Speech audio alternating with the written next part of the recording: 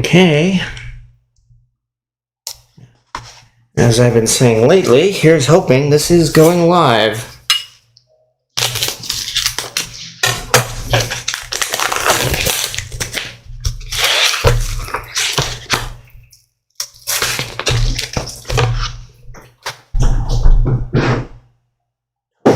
London broil.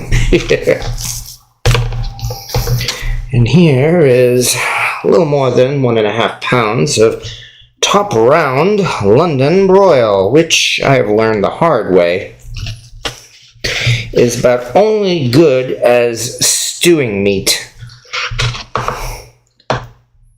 On the other hand, it does a pretty good stew. Maybe about that. So we're supposed to cube it, so let's do our best to cube it.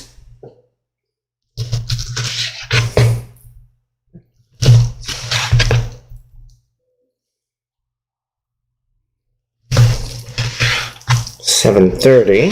The video was scheduled to start at 8. Here's hoping I have actually gone live. As far as I know, I am actually streaming.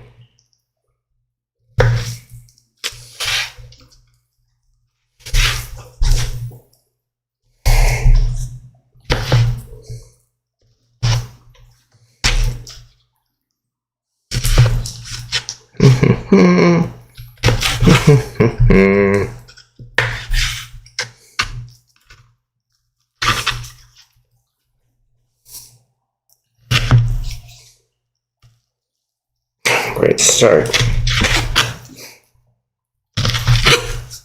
This is why London broil is a reasonably less expensive cut of meat.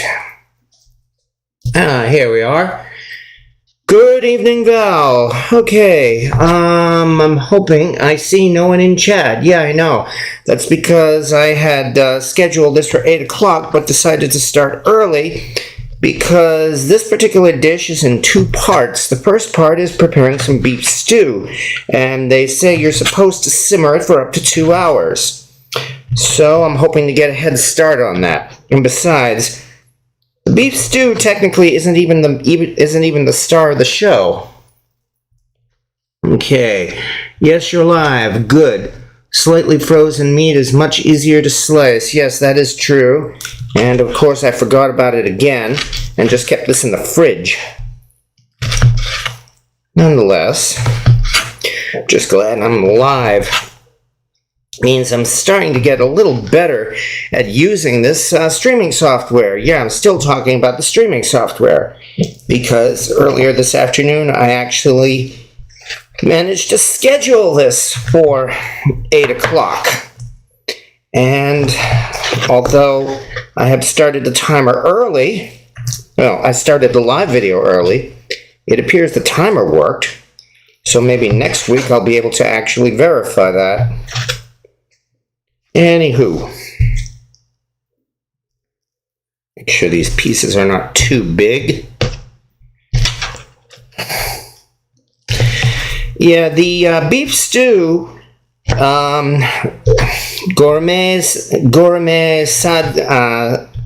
Sabzi is a Persian beef and herb stew, but it's really not that much different from what we usually make for beef stew. So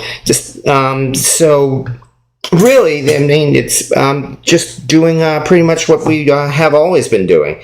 Namely, I've got some flour. I'm going to coat the beef in the flour, and we will be searing it up. In fact, okay, I forgotten. Yeah, meat in the freezer and had to par thaw before cutting. Yeah, exactly. And yeah, I got that as well, Val. Yes, on the 26th. I guess it turns out you are going to be getting like a housewarming present. I guess that's one way we can describe it. Nonetheless, say hello to the Red Mountain BSNR Dutch Oven, as we will be searing up. I better get some oil. I forgot my oil. Let's Here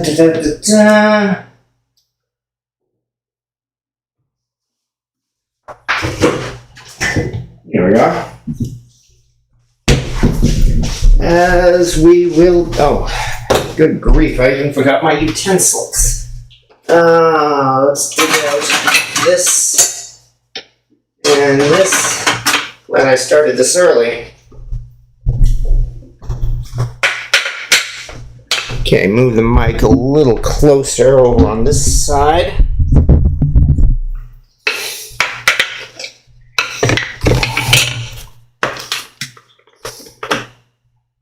Don't need too much of this.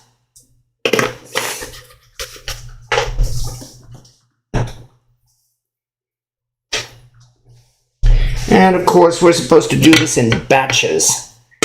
Batches? We don't need no stinking batches.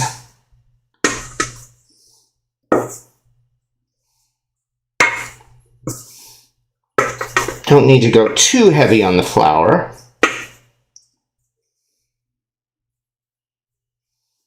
And, whoops, that's why I gotta be careful there.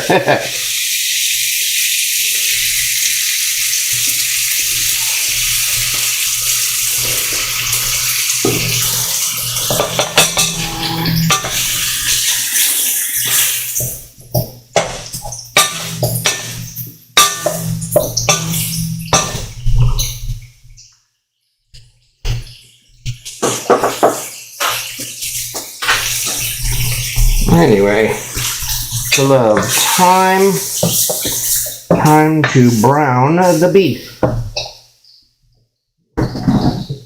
Love London broil, yes indeed. We've said enough times how the cost of beef has skyrocketed and there doesn't seem to be any such thing anymore as a cheap cut of beef. On the other hand, London broil is usually, these days, it seems to be usually the least expensive cut. Except when you buy a ground beef.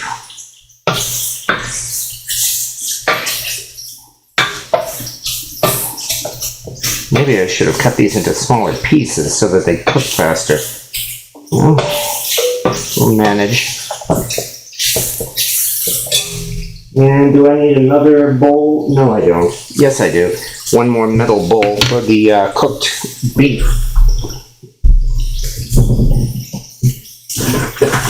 Here we are. Because, of course, all I'm really trying to do is brown this beef.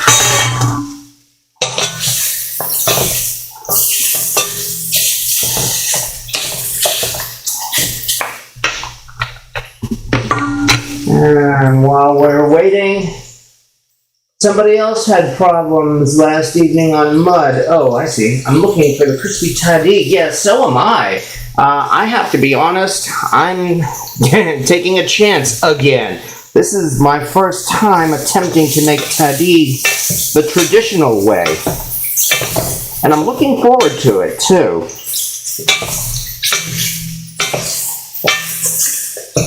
But, like I said, this is really going to be in two parts. The first part is doing the beef stew, which is why I'm doing it now. The second part will be preparing the tahdig, which, if I estimate right, I should start preparing the tahdig by about 8:30 or so.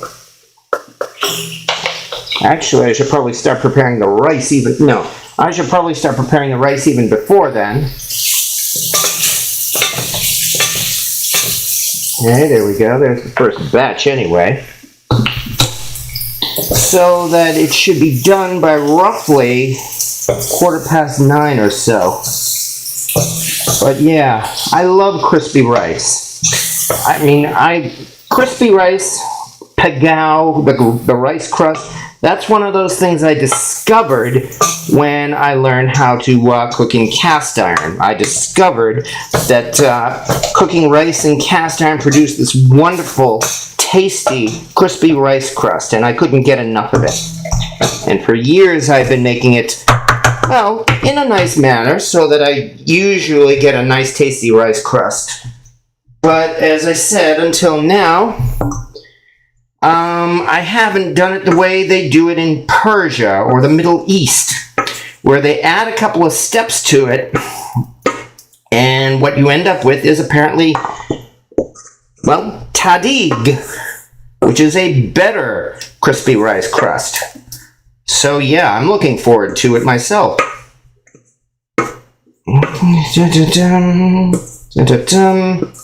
Okay.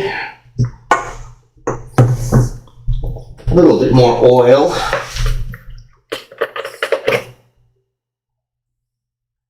And I don't need too much. One of many things I've learned the hard way as I learn how to cook. You know, try not to use too much oil. That's one of them. Another is temperature control.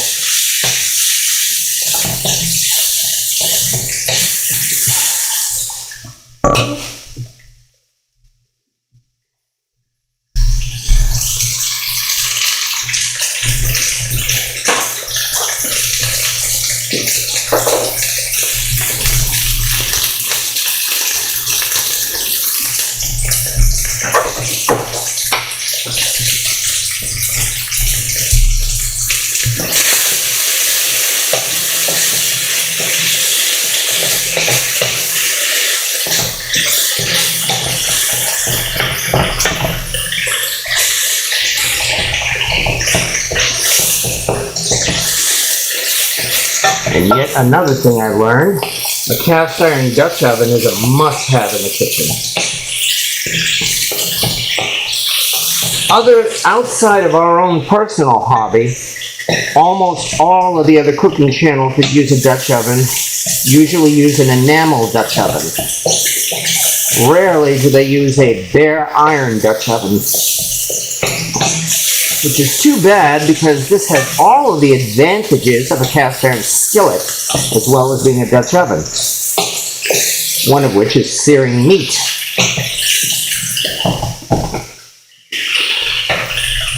Alright, Billy Lee having problems last night. Hello, R.T. Scott. Hello, Corey Clark. Hello, Cynthia Wesley. Listening to Mud. Okay, yeah. But yeah, hello to the folks here who have shown up and found out that I started this at 7:30 rather than the scheduled time of 8 o'clock. That's just, well, I've actually done this a number of times before, so you're probably used to this. I started early so that I could, well, get started on the prepping and the cooking early so that there would be time. Because what we're doing right now, well, obviously, is browning beef for use in the beef stew. And I want to have as much time as possible to stew the beef, so that this doesn't end up being finished at like 10 o'clock or midnight. Holy cow, did I do what I think I did? Okay.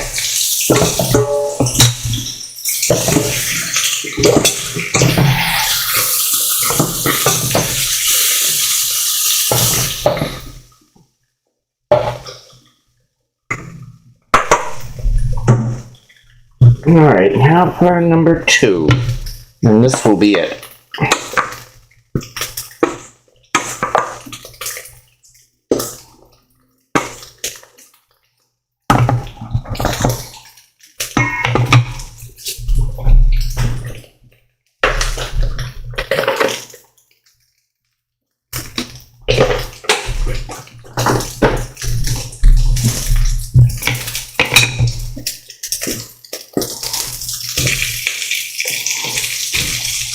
There we go, and that takes care of the beef.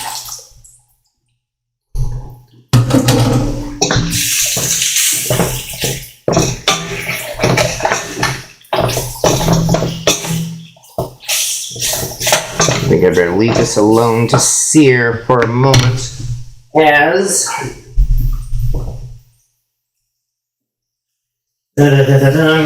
I get some fresh herbs out of the fridge.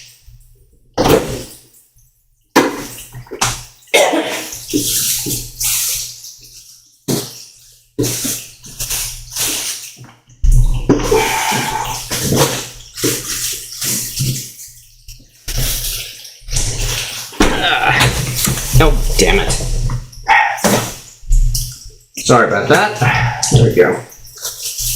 The herbs we will be using in this herb stew are nothing out of the ordinary. We have simply parsley, cilantro, scallions, and onions, and some garlic. A lot of these recipes also call for fenugreek. I decided to skip the fenugreek only because this is my first time making this dish. Fenugreek is kind of an acquired taste, and I have to be honest, I haven't really acquired it yet. I used it a couple of years ago for making South African bunny chow, and well, like I said, I need to acquire the taste for fenugreek. Or maybe I used too much of it that time.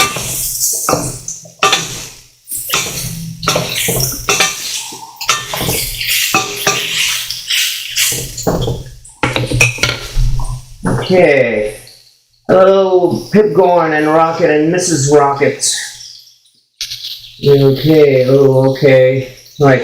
What have you missed, Rocket Caver? Not much. As you can see, I am essentially browning up beef for use in beef stew. I want to have this part all ready and bubbling so that after this, we can get down to preparing the main course, which is actually the Tahdig.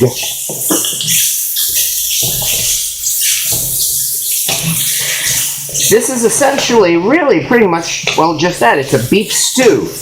The spices are, again, because I'm not using fenugreek, even the spices are really nothing out of the ordinary. Except for one. This uses a lot of limes. So that should give it an interesting little bit of savory flavor.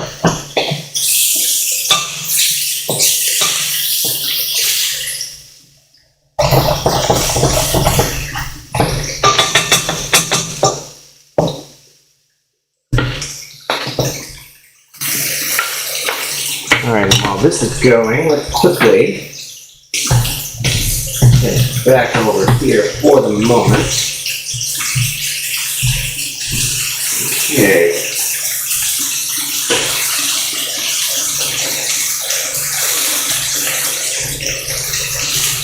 Cilantro, because just about every culture except ours pretty much drowns their food in cilantro. Parsley. Green onions, and regular onions.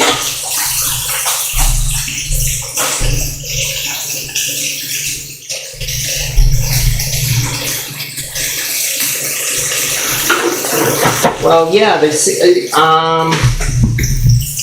I think it's already been 2 years since I acquired this Red Mountain Dutch oven. This is an older Red Mountain Dutch oven, and in fact, it's a handwritten Dutch oven. The I've shown it before, the markings on the lid and the bottom match, so they both come from the same set. They say 8A, and they definitely have the handwritten style of BS&R. So I'm quite happy to have been able to score this, especially since they absolutely did polish the inside of this. The bottom of this is really close to glass smooth. Miles away from a large Dutch oven, and very similar to my Griswold Dutch oven.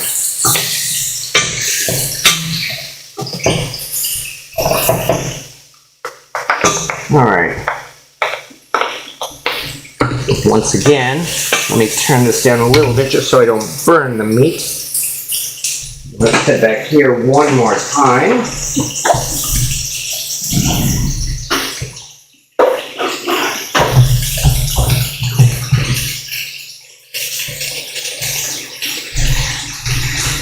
And do a little bit of chop, chop, chop.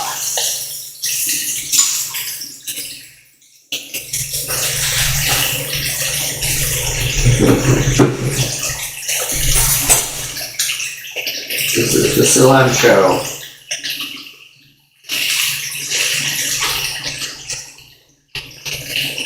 soapy scent and all.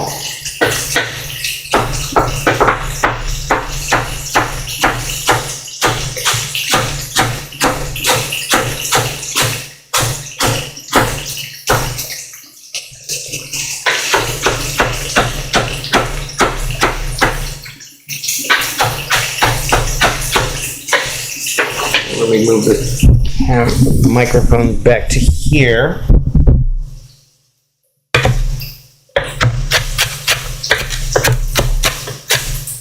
I don't need to, well, it does need to be chopped, but where did my other bowl go? Oh, nuts. One more bowl? One more bowl. Okay.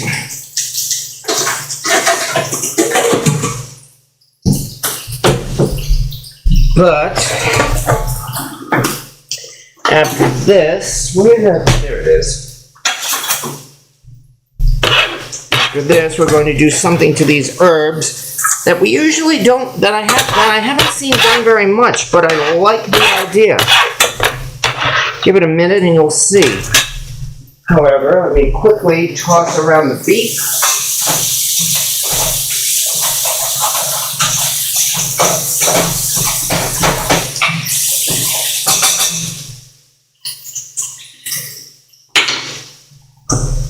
Next is the parsley.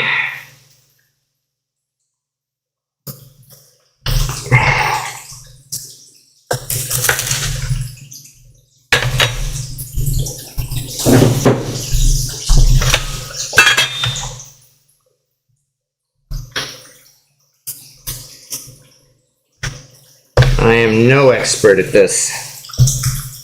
Pretty much making it up as I go.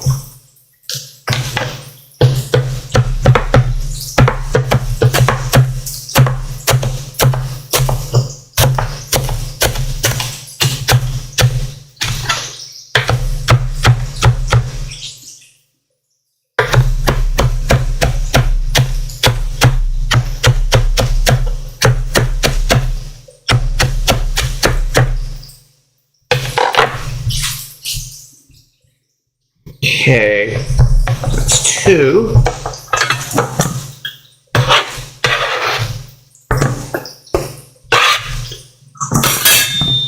Number 3, this one will be much easier.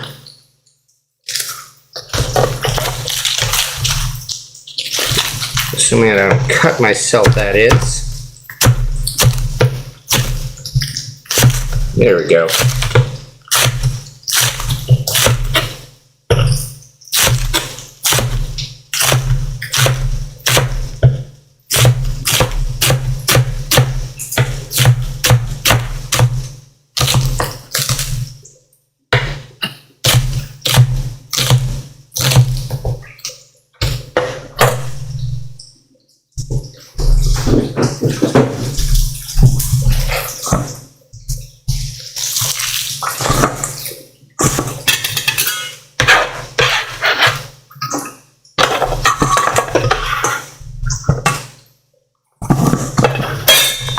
Okay,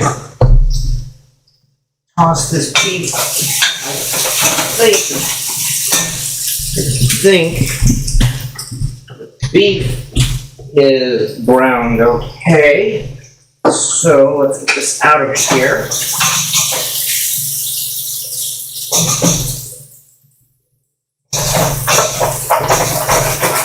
Keep this going because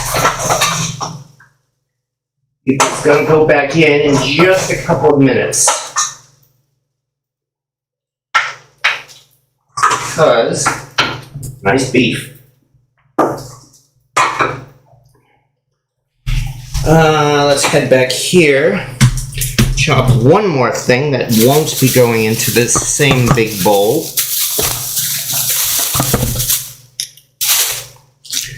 There'll be some onion.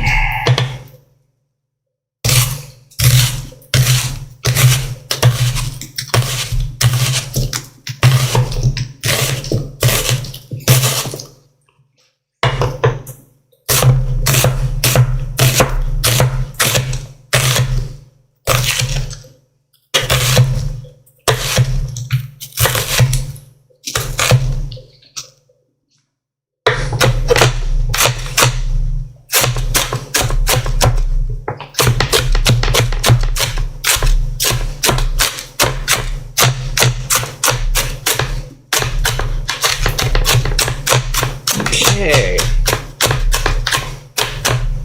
Now, almost ready to start simmering the beef. Yay. But for now,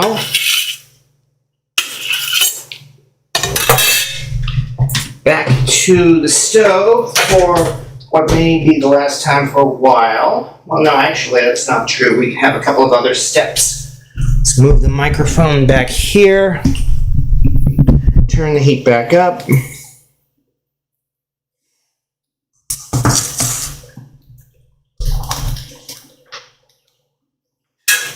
Toss in these onions we just chopped.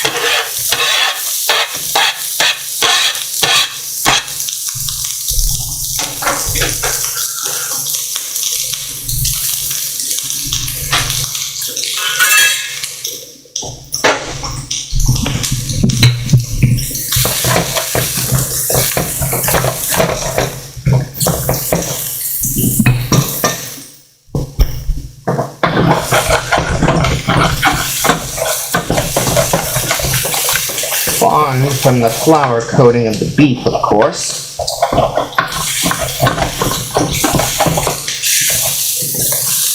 There we go.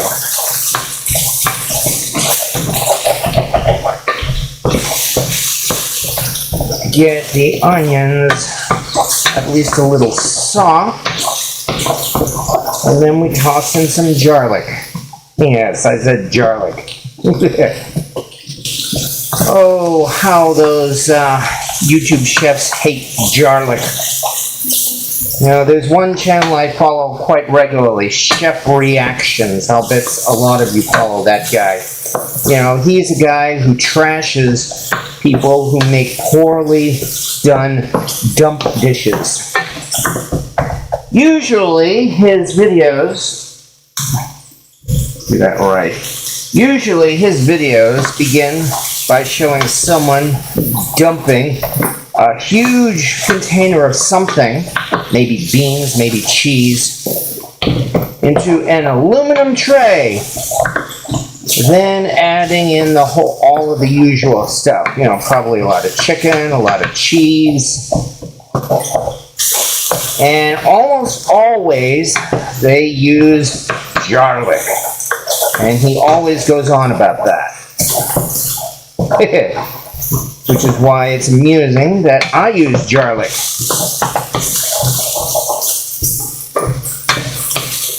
Okay.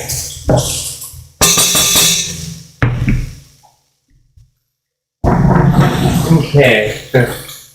John asks, I was thrifting for lots of arts and decorations for those and came out like a thrift queen. Nice. Stay clear of all cast iron on purpose. Sounds like you had a plan, Cynthia, and it sounds like it worked. Bought 4 chuck steaks this afternoon. I blame Mudbrooker. Oh man, Jamie Ledgerwood. Well, at least you're going to be eating well sometime between now and the weekend. Sounds like something happened good on Mud's video last night, which regrettably I did not see. I'll have to check the remake. I was actually out running errands last night, including picking up the spices and stuff for tonight's cooking. Okay.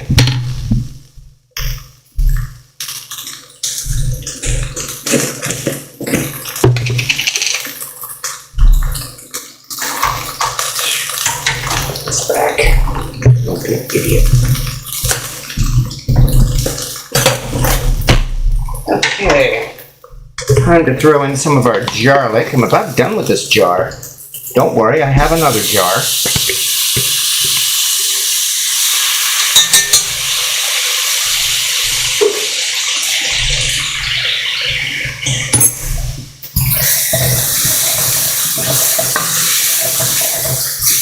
And with that, back goes the beef.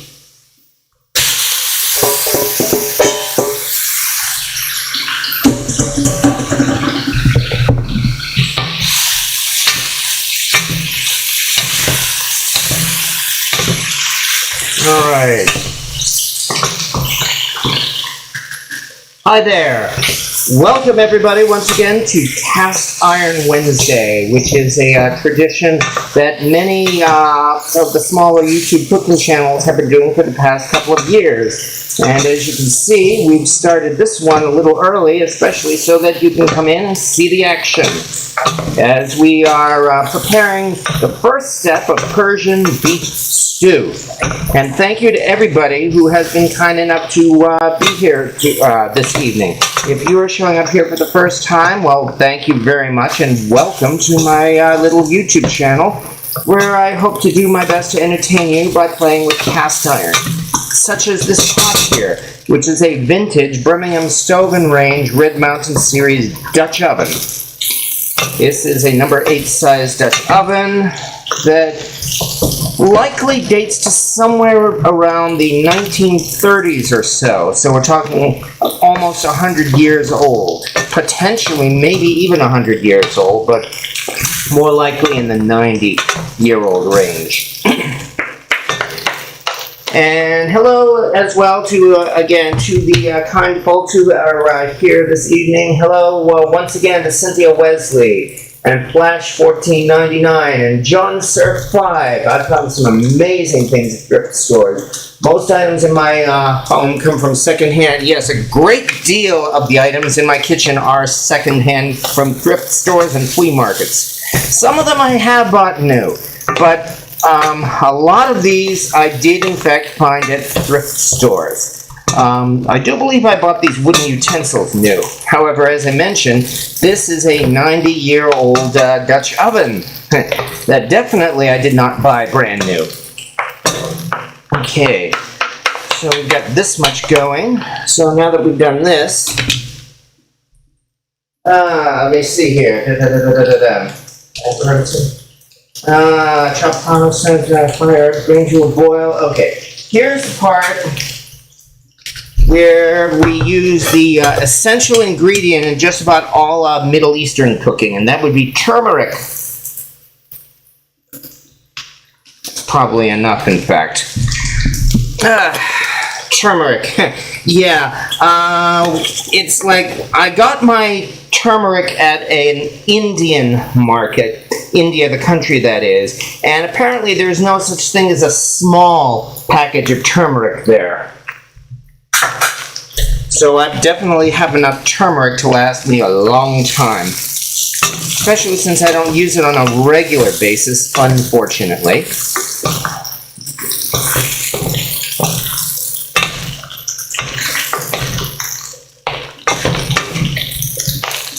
Okay. A little bit more pepper.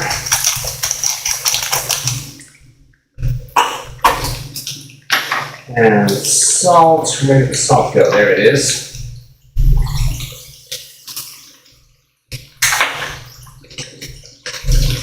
Then I get to cover this with water and bring it to a boil and start simmering, but we're not done with the stew yet, because this is going to be a dish from Iran, Ghormeh Sabzi, which really means essentially an herb stew. And folks who were here about 10-15 minutes ago saw me chopping up some herbs, and they are going to get what's coming to them next. Right now, though, let's do this.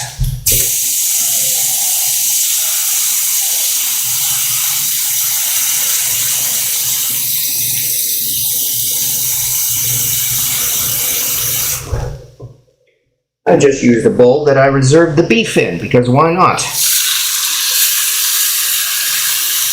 Enough to just about cover the beef.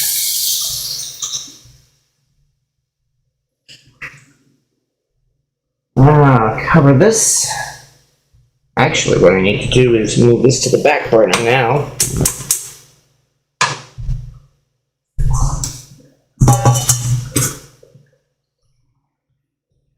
Now we cover this. Bring this to the back burner. Now we will bring another pan in to the front burner here. In this case, it's going to be a modern day cast iron skillet. A field skillet, to be precise. There we go. I chose that because it has reasonably high walls and it's small enough to fit on my burner alongside the Dutch oven there. While this is heating up, oh good, looks like I really don't have to do, well, let me see, just seeing here, Ghormeh Sabzi, drink some lime, kidney beans, okay, good. Looks like I don't really have any more chopping to do at this point. All I need to do is to get this good and hot. And then the next step, we're actually, okay, I have this big bowl of herbs here, which is really cilantro, parsley, and scallions. And we're going to fry these until they are soft and they turn a darker color, because this really brings out the flavor. You know, I can't say I've really seen many recipes that call for frying fresh herbs, but I like the idea of it. And this apparently is a standard part of this particular dish, which again is Ghormeh Sabzi. And the recipe itself, again, is often called the national dish of Iran, which just means it is incredibly popular because, like so many popular dishes, it's actually pretty easy to make. I mean, as you can see, all I've done is prepare a basic beef stew, and at this point I'm going to be just frying up these herbs. You use so many herbs in this that it gives the stew a green color. Okay, I'm looking forward to it. Okay, here, frying some chicken on the grizz as we speak. Nice. And hello, Dennis, Florida man. Nice to see you here. Thank you, and welcome to my channel. And hello as well to Fritz the Cat 42. Did you say this dish has limes in it? Yes, it has limes in it, and quite a few, in fact. After we fry these herbs, we're going to add those to the pot, and then we're actually going to put in some limes, and lime juice, too. I dried some limes in the oven, which basically means I just baked them in the oven at a very low temperature, 170 degrees Fahrenheit, for about 3 hours or so. And to be honest, I think I made a mistake. Apparently, the traditional way requires you to bake the limes completely whole. However, I don't think that'll be a problem. But yes, we're actually going to be putting a lot of limes and lime juice in this to give this a more savory flavor too. So those scallions look like green onions to me. Pretty much. I mean, frankly, I personally have never really been able to tell the difference. I'm sure somebody will say there is indeed a difference between scallions and green onions. Scallions, of course, are the green stalks that grow on regular onions, whereas what you have there were green onions. Okay, I will certainly acknowledge that. But on the other hand, I mean, I really don't think using green onions rather than scallion is going to really significantly alter the taste of this dish. So I'm actually not worried about that. All right. And yeah, I guess I should say it as well. The reason why I am not doing any politics tonight. Do not worry about that. This is not going to come into some kind of a political argument. I did admittedly use the name Iran, the national dish of Iran, in the title of this video as kind of like a clickbait to attract some people because, well, let's just say Iran has been in the news lately. But this dish has been around for, I don't know, centuries or so. And this is definitely something that, well, the beef stew part, I thought I'd give it a try just because it goes with the tahdig. But the real thing I want to do is make tahdig. However, I can see our pan is starting to smoke. So, let's throw in some oil. Apparently we do use a fair amount of oil in this too. And let's see what happens when we fry up these herbs. So for one, the water in the herbs causes the oil to stick.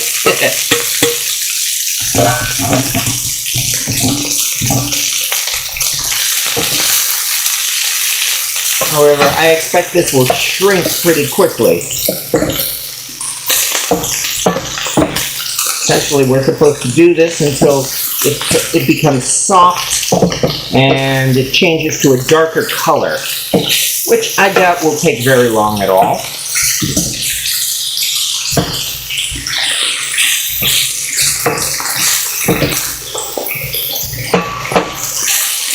Yeah, that's not taking long at all.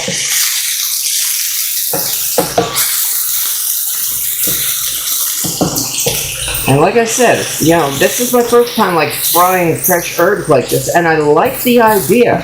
I mean, we know how we toast dry spices. Oh, boy, can I smell that, yeah. But, as I said, this is my first time frying fresh herbs.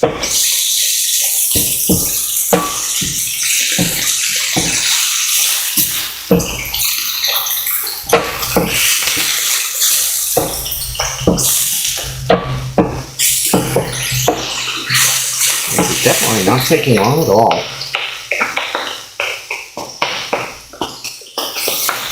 Anyway. Okay. Turmeric gives me heartburn. Well, I didn't use too much of it, Rocket Caber. The recipe only called for about a teaspoon of it or so. Turmeric is a great natural anti-inflammatory alternative. Yes, I've heard about that, working on swollen joints. Fried some chicken. Oh, yes, that's right. Okay, listening while lurking. Well, I hope you like it, Val. You need to level your stove.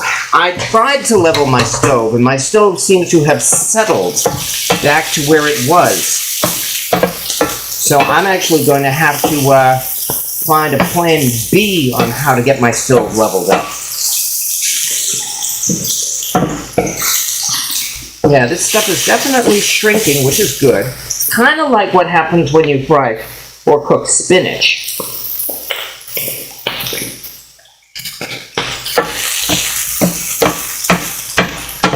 The idea here, again, is to bring out the flavor. My art effect and all that.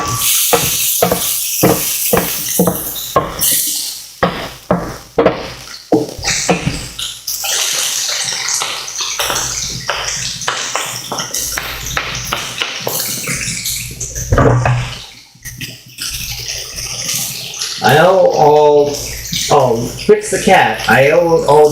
You finally have a wok after watching the last wok video. Well, congratulations. I can only hope you've already used it. Because there are so many things you can use a wok for. I mean, yeah, stir fries, obviously. You don't have to do just Chinese stir fries. I mean, there are a lot of things you can stir fry in a wok. I mean, heck, I have done a simple, taters, onions, and sausage stir fry in my wok. I have done hot dogs and potatoes in my wok. And they turn out great. And just as important, using a wok is a lot of fun. Alright. So far, so good. I'd say this is probably at the point, you can see how well this is shrunk, where I think we are ready to add this to the stew. So, we'll put this back to another burner, turn off the back burner, move this back. Actually, no, I'm going to keep it on the back burner because part 2 of this has to come into play yet. Actually, I know what I'm going to do. Let me put this on the front burner right now. I'm actually going to move it to the other side of the stove after this. Okay. Oh, good. This is actually indeed coming to a boil. Nice. Which means I can turn it down and all we have to do is simmer it. So, now that we've done that, in goes our spices.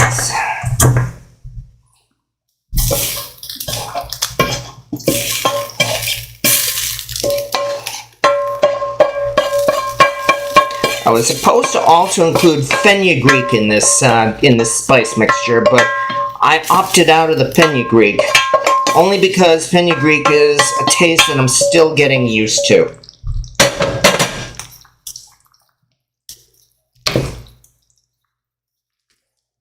However, I will take the directions from the recipe, and from here, oh yeah, especially with the turmeric. We now throw in some dried limes. Into this, we also throw in a little more lime juice too, which I had to pick up, but now it means I have some lime juice, which is nice.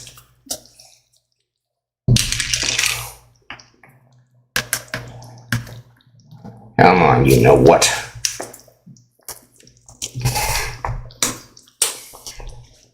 It's probably enough. After all, it is acidic.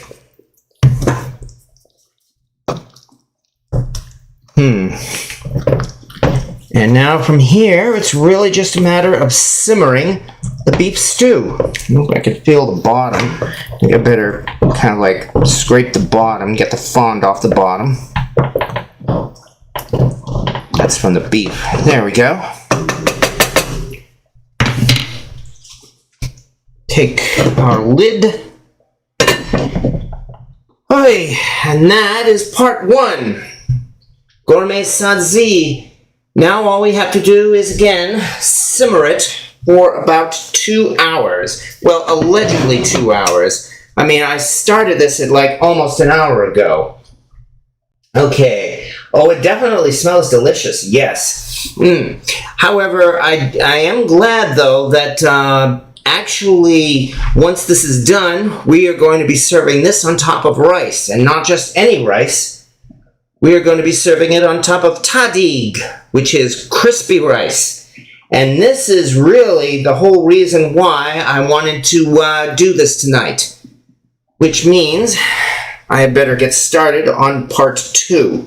So, how are we going to manage this? Okay, let me dig out a trivet here so that I can move that extra pan out of the way. You know, clean up your workspace.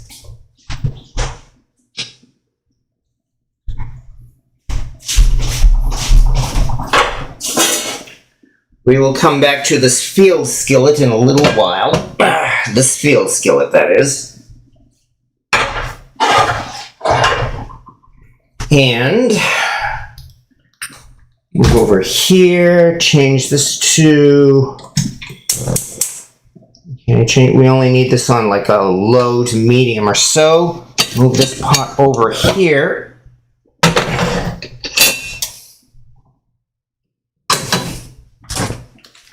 And now comes part 2, which I just realized I need to dig out one more pot for. So if you'll give me just a second.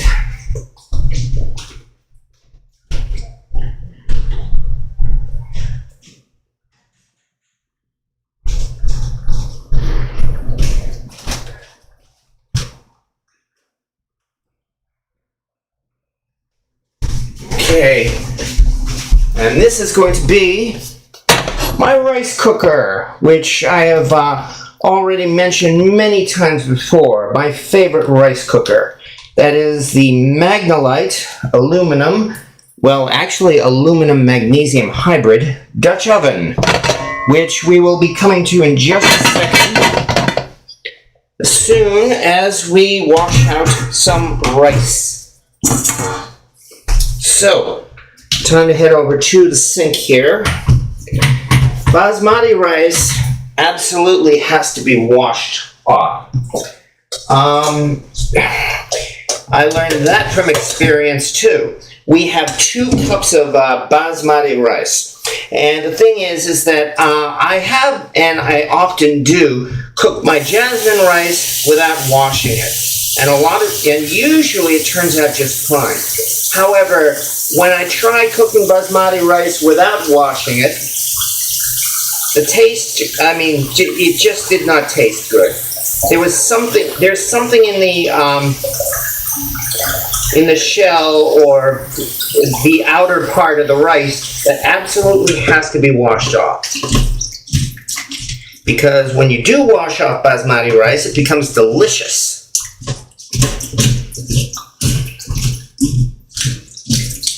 Okay, there's my first wash.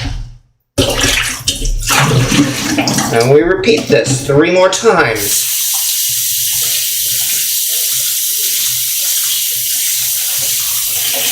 And the reason why I'm doing it this way is I am trying to save water. I mean, you could just simply run it under water until the rice is completely washed. But by doing it this way, as I said, save some water here. So I do this maybe about a dozen times or so. And that's 2. Repeat for the 3rd time. Almost always, I usually find 4 times is enough for basmati to wash off basmati rice.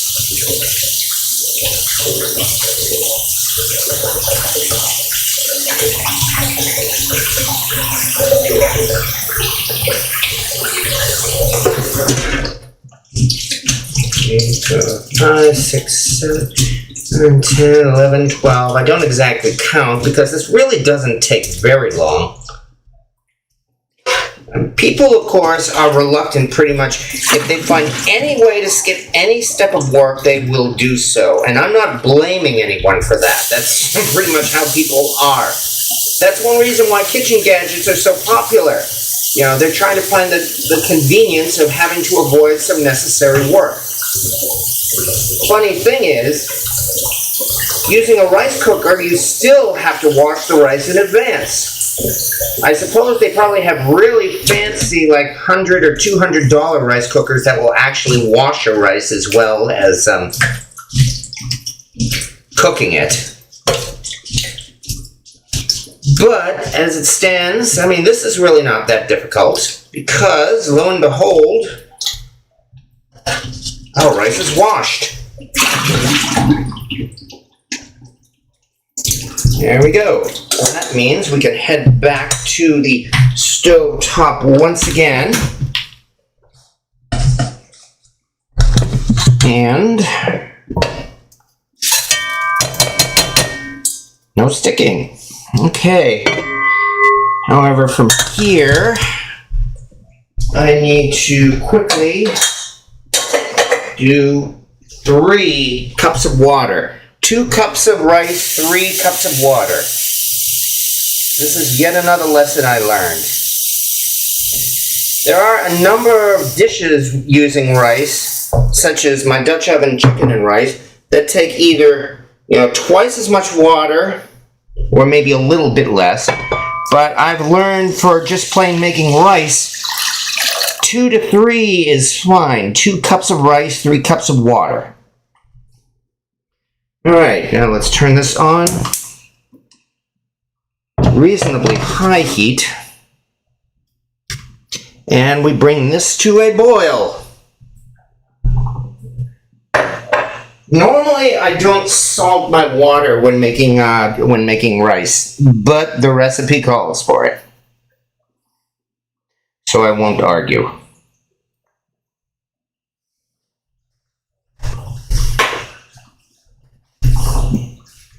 All right.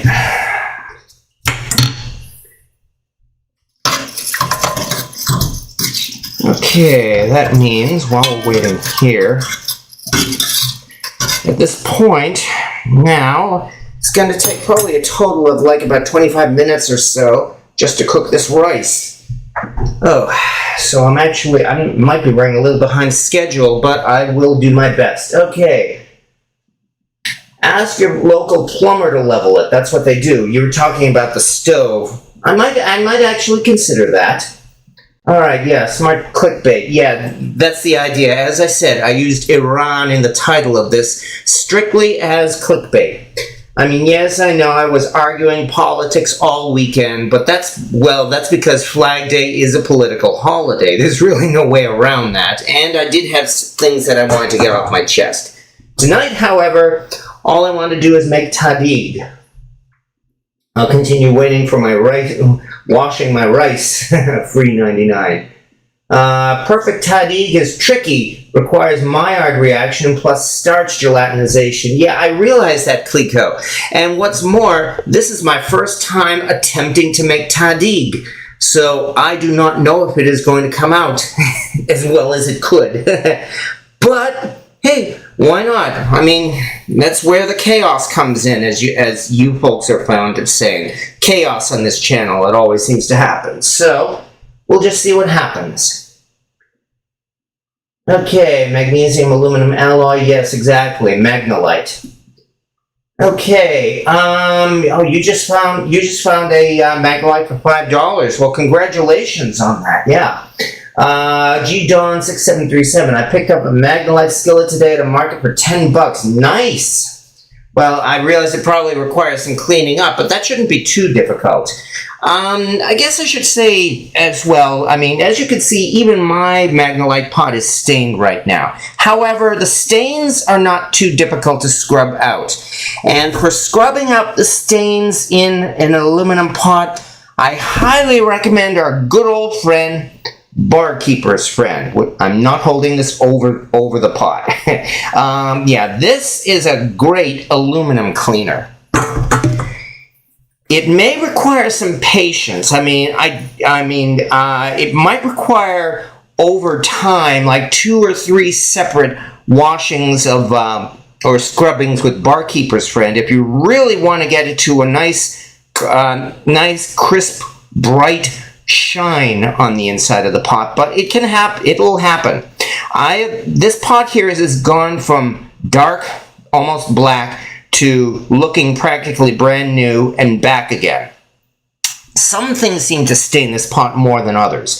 I think partly it also has to do with the water in this area of New York. That probably has something to do with it, but especially when I boil potatoes, a lot of times that tends to stain the pot. On the other hand, making rice often does the complete opposite. It often just helps to really clean it up and shine it up.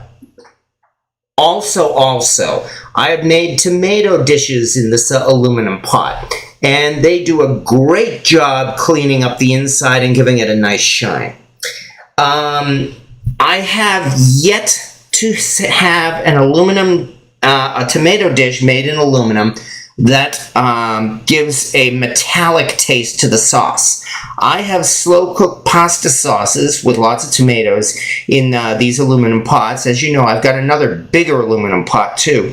And the sauce has always turned out great. I have never gotten a metallic taste in my sauce. So that's one suggestion as well for cleaning your magnolite pan. Make some pasta sauce in it. All right. I'm from Cynthia Westland. I'm from Louisiana, and I wash my rice and grits. We have boevils. Okay, Ajax works great. I have never cooked with magnolite before. Does the aluminum impart any metallic flavor to the food? Well, you know, I think I just answered your question, Fritz. And I did not read your question first before I said that about the tomato sauce. I have not had a problem with it. So I will say, go ahead and give it a try.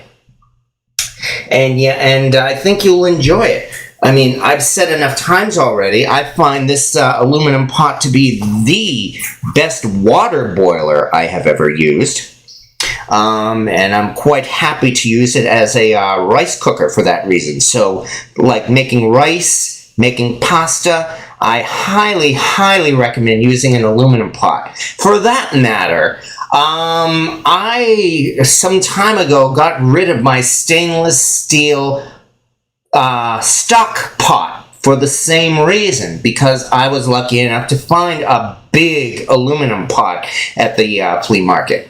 It makes a great water boiler, so I I myself, in my kitchen, I don't have a need for a stainless steel stock pot. So that's something to take into consideration too. If you have yourself a really fancy, expensive stainless steel stock pot, well, go ahead and continue using it. I'm not going to tell you to get rid of stuff in your kitchen because it's your kitchen, it's not mine. Alright, we cook in ours a lot. I use barkeepers on my aluminum, thanks to, well, and I hope you like it, Radagast. I hope you've had good results. I use my well-seasoned cast iron for red sauce as well. No problem. Yeah, I think I could say the same thing too. I do believe we're getting to the point where I can actually cover this too. So, now that it is just beginning to boil, put the lid on, turn the heat down to low, and set the timer for 12 minutes. Yet another thing that I learned from experience. It might be different for other people, but for me, I find 12 minutes to be the optimum time for this. After 12 minutes, I will keep the lid on. Do not remove the lid. And then let it steam, and let it just steam for another 10 minutes. And then the rice will be done, and then we'll get down to the last part. Alright. I wonder if it's the high quality Wagner aluminum is a higher quality metal. Well, again, Magnolite is an alloy. It is a magnesium aluminum alloy. So maybe that has something to do with it. Although, on the other hand, my big aluminum pot is not Magnolite. It is not from Wagner. You may remember, let me go get it, in fact. Might as well.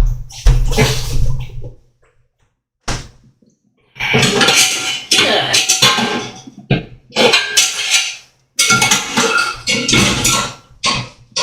I mean, I could talk about this or I could show it. So, give you something to watch rather than this other pot. Okay. Over a little bit. There we go. Here we are. Here's my other pot. Found this a couple of years ago at the flea market, if you remember. Let me move this over a little bit. This thing is nice and huge, too. I found it, I think it was either $6 or $7. Looks like I need to dust off the top. Well, before I use it again, I will definitely thoroughly wash it. But right now, this is, in fact, a huge aluminum pot, and it's just aluminum. It's not Magnolite. As you can see, it is a little stain on the inside. Like I said, I think I need to rewash this one as well. This particular one is not Magnolite. It is not Wagner. Rather, as I found out, this is, in fact, European made. This is a super made cookware pot. Like I said, I found this for about $7 at the flea market.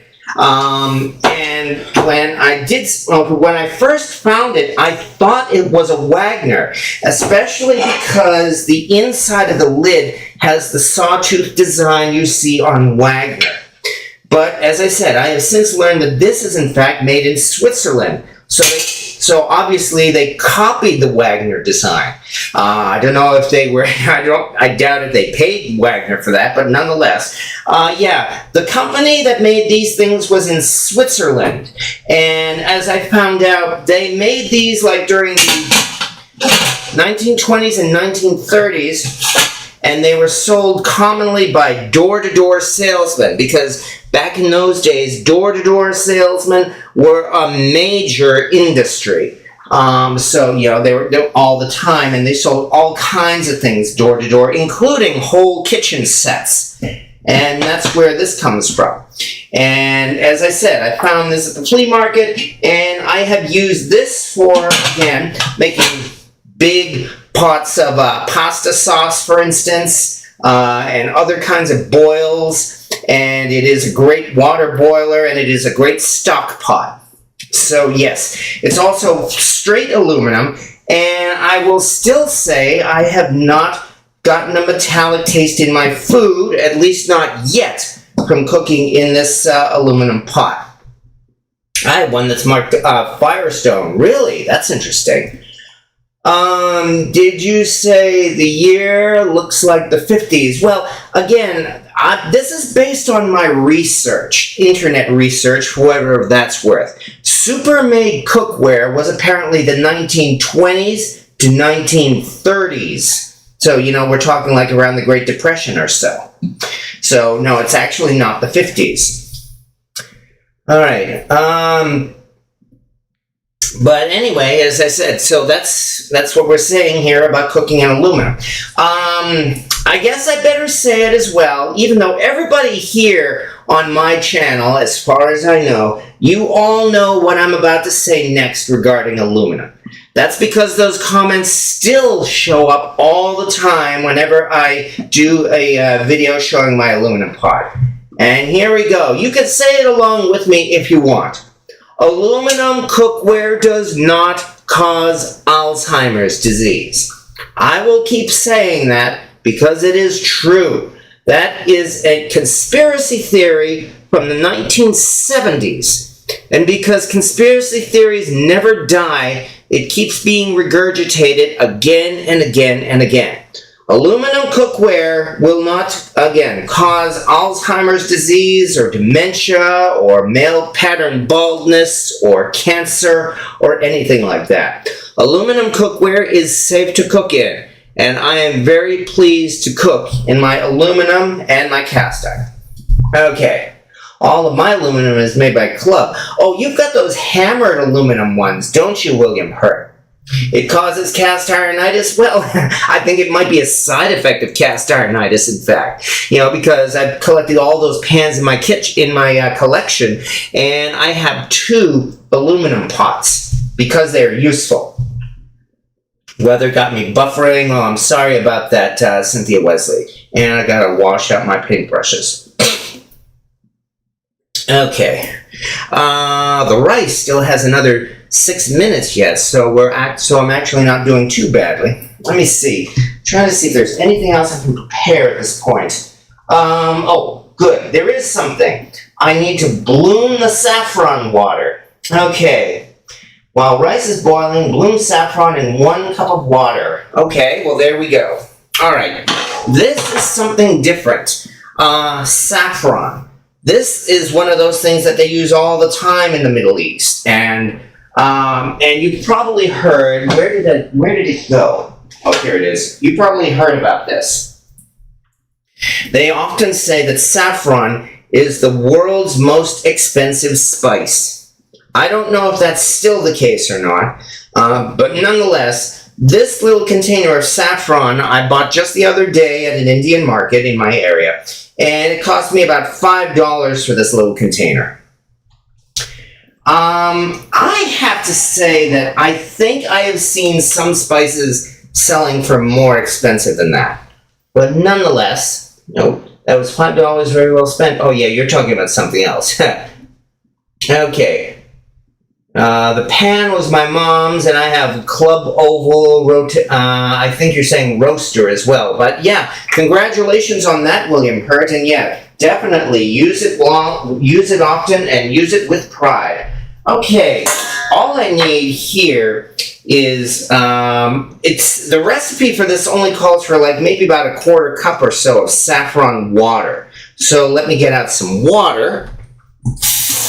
I believe it's supposed to be hot water.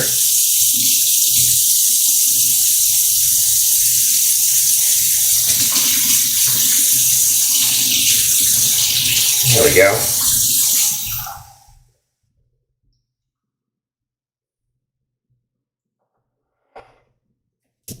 Alright, now I get to unwrap this.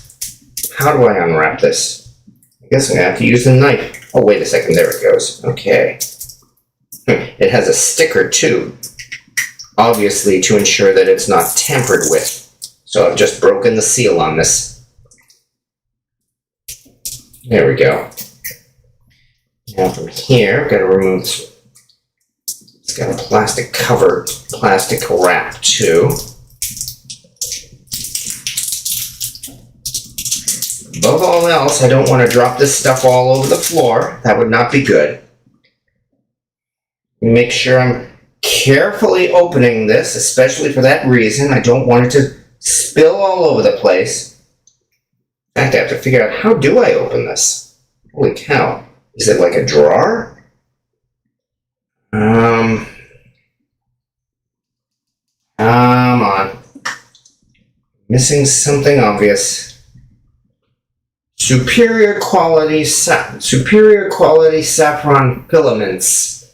Best before 2030. Okay. But how do I open this? Because again, I don't want to spill this all over the plate. Oh, I think I got it.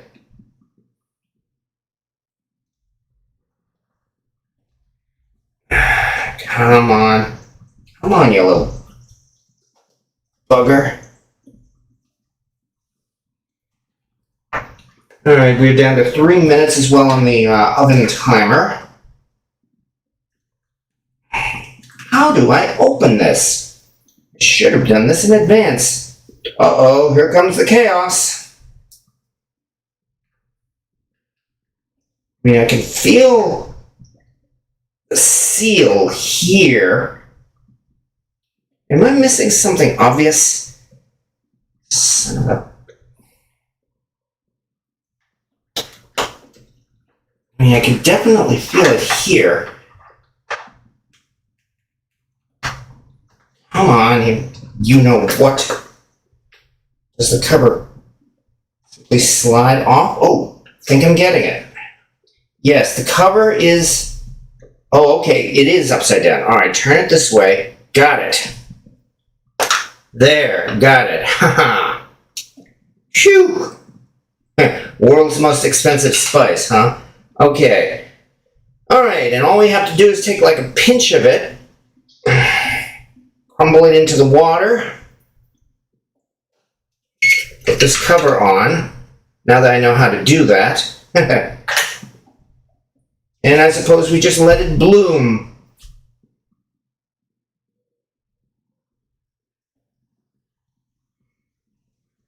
Okay. Oh, actually, it looks like it's working. I do believe the water is starting to change color.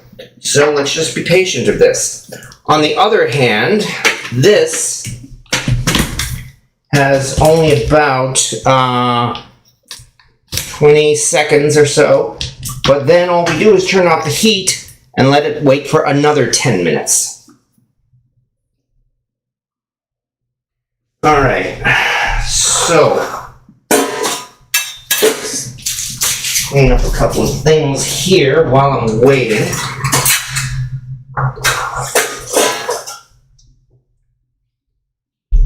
Okay.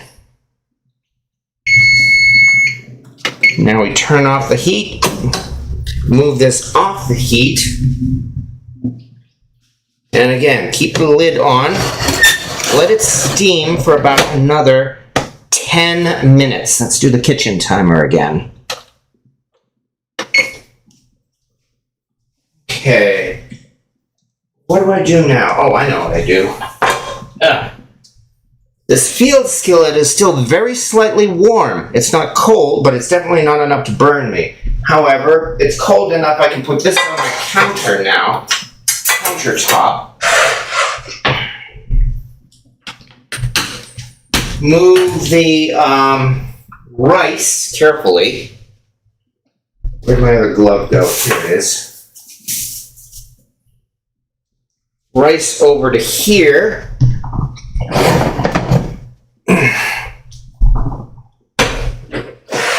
There we go. So that I will have this free for us to begin preparing the next step. And I think I can move the camera back down a little bit. Where do I get up my next pan? Is this hot? No, it's not hot yet. Good. Okay. And this is one of my other favorite kitchen users. Birmingham Stove and Range, Red Mountain, number 8 size, cast iron skillet. This is what we'll be making the tahdig in. The last step will be... Okay, while the rice is boiling, bloom saffron in water. Okay, good. And then from there, let me see. Okay, we do cook rice, add water, egg, and yogurt. Okay. Yeah, here's going to be the interesting part. Because when the rice is done, we take some of the rice and mix it up with yogurt and egg. Let me put these in the sink now. Which also means I better get out an egg and yogurt. Alright, so, okay, let me clean up a couple of things here. Move this big pot away because I'm not using it.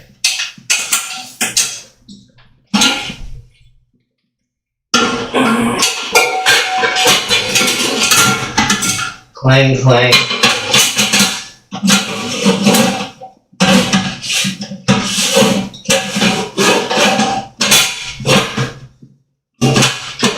Much better.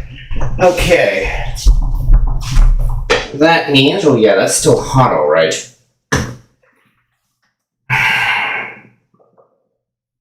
Okay, while we're doing that,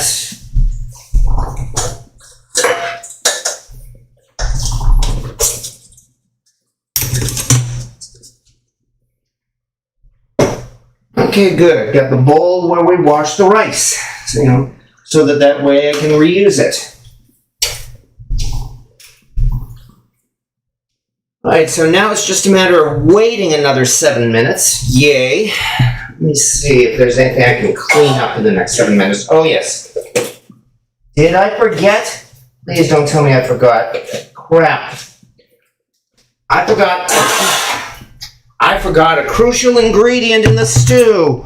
What a surprise. Isn't that always the case? And that crucial ingredient is kidney beans. So, fortunately, I'm glad I chose pre-cooked kidney beans. That means, let me do this quickly.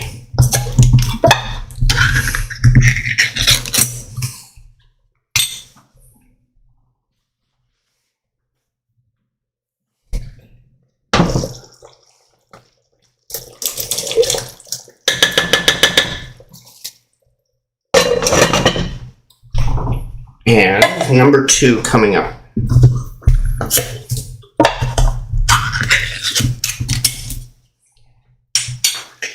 I should have studied the recipe a little more closely.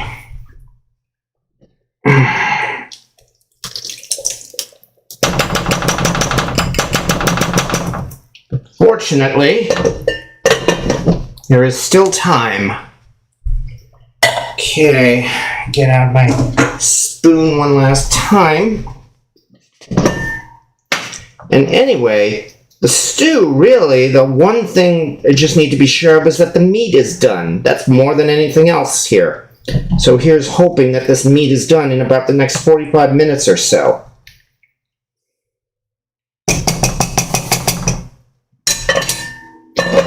And yes, when the stew is done, we will remove the limes. We're not going to eat the limes. To produce 1 kilogram of dried saffron takes 150,000 to 200,000 flowers and hundreds of hours of meticulous handwork. Yes, exactly. I do know that it takes a great deal of effort to produce saffron. Saffron is crocus stigmas, picked carefully and dried by hand. I've seen videos of people doing it. Oh, boy, I bet that's interesting. You need a bigger pinch of saffron. Okay, well, on the other hand, this water's not looking too badly, but if you like, I will put a little bit more saffron into it. Okay, so, move this around one more time. The recipe I used called for 2 cups of kidney beans. That's why I used 2 cans. I hope that was correct. Okay, so now I know all I need to do is to slide this thing off. This thing is practically airtight. And I suppose that's the idea. There it goes. Alright, I'll put a little bit more saffron in, like you said.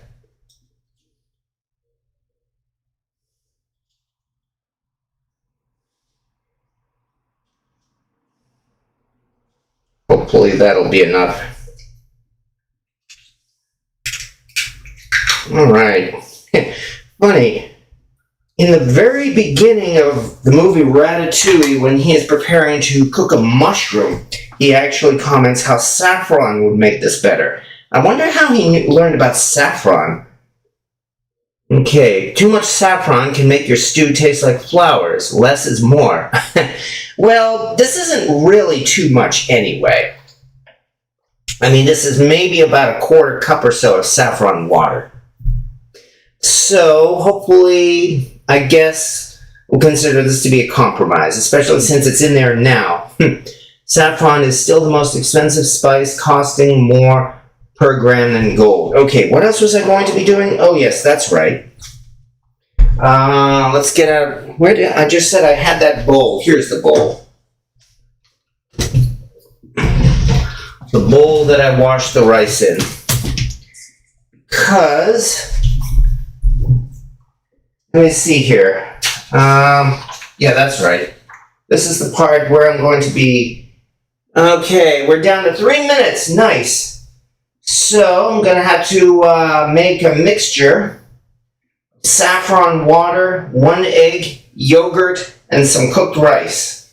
Okay. And this is the part as well where I need to start heating up the cast iron skillet. So we will. I don't think I need to heat it up to searing temperature, but so I'll keep it on low anyway. Okay. Oh, I get it. Yeah, by mixing it up with things like egg and yogurt, that's how it will get its crust. So I'd have to think that means I don't need to use oil in the skillet. Okay. Don't need a lot of saffron, but you need enough that you can taste it. Alright, well, I can only hope that this is enough.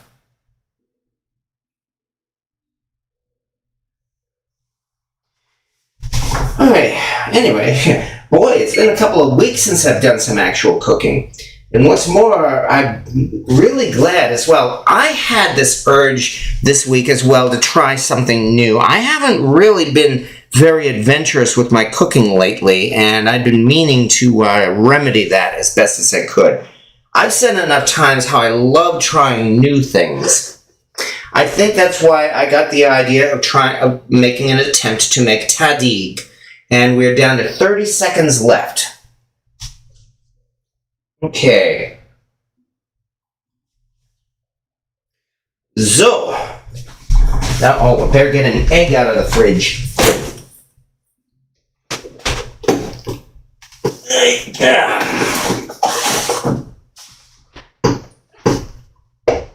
Forgot to take out the egg in advance. But hopefully that shouldn't be too much of a problem, I hope. There it goes. Okay. That means the rice should be ready.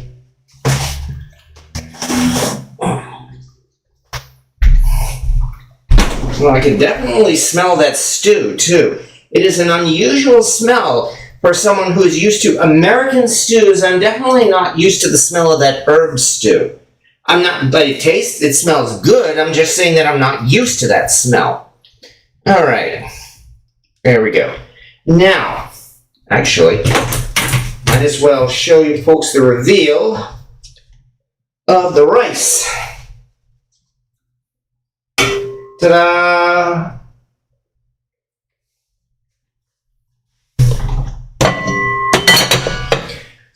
Rice is one of those so very many foods that I did not know how to cook. And since I've learned how to cook rice, I am so glad I learned how to cook rice. Yeah, this is a nice brand of rice, too. It's a really long grain rice. I like this, too. It wasn't too expensive at the Indian market, either. Doesn't seem to be stuck together. So things are looking pretty good. Okay, that means don't have much time to waste. Let's do this.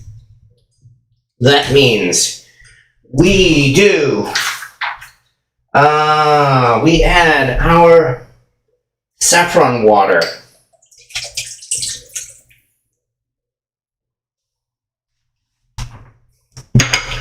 To this, we add 1 egg.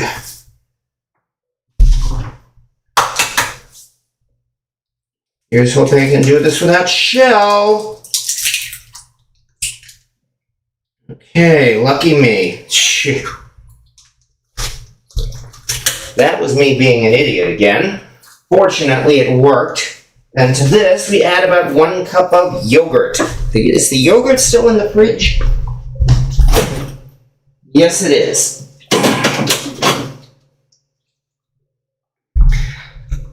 Since I was at the Indian market, I picked up some genuine Indian yogurt.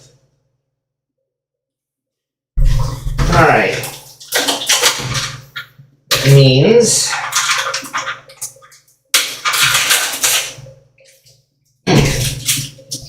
nice smell to this yogurt.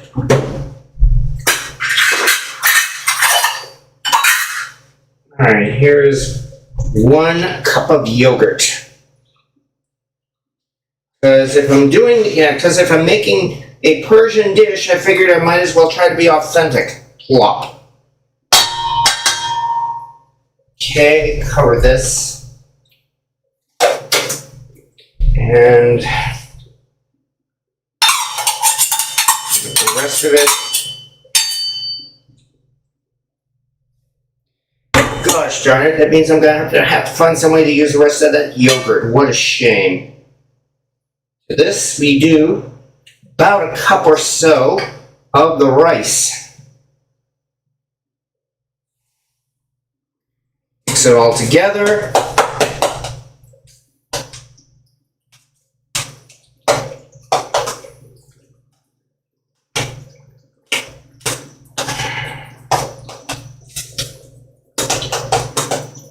Definitely think I should do more rice.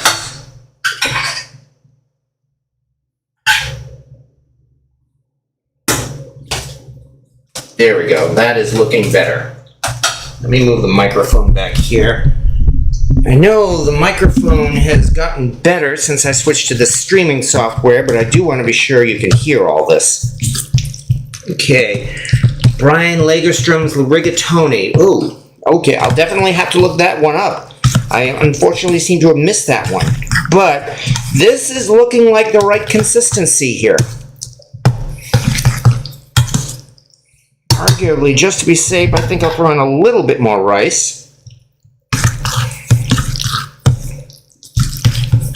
And to this, you don't need to strain the flowers out of the water. Well, they're so small, I don't think there will be any problem at all with that. Actually, to be honest, I think I should have crushed them. But nonetheless, the fact that you crush them also means that no, you don't strain them out.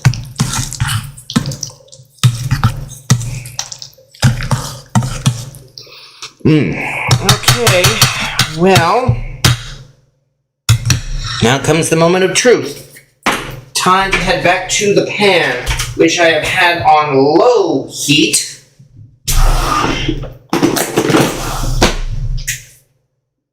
Still means we are at a nice temperature nonetheless. And let's give it a try. See how well this works. Okay, we're supposed to press this down best as we can.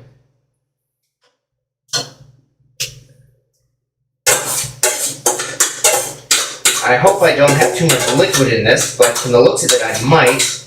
Well, if it doesn't work, then it doesn't work. My first time trying to make this. You're supposed to press this down. It doesn't look like it's pressing down very much. And to this, I simply put the rest of the rice on top. I don't mix it together, I just put the rest of the rice on top.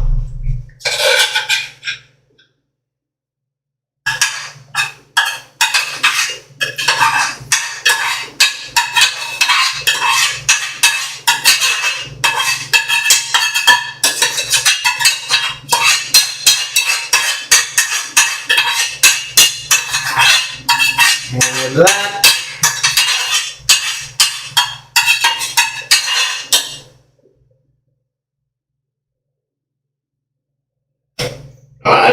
Actually, that doesn't look too bad.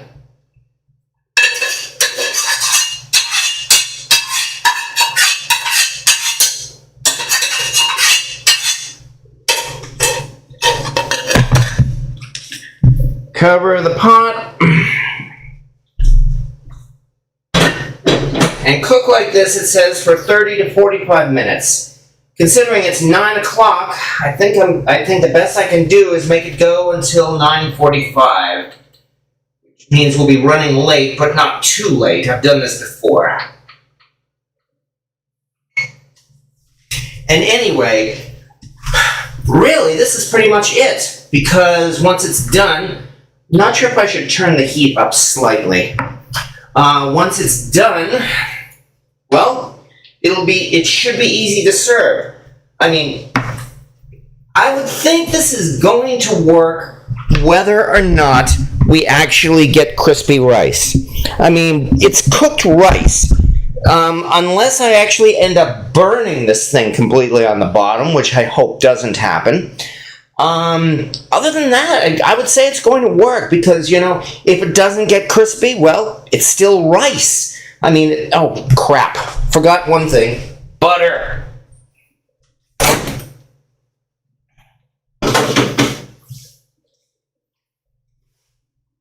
Need butter.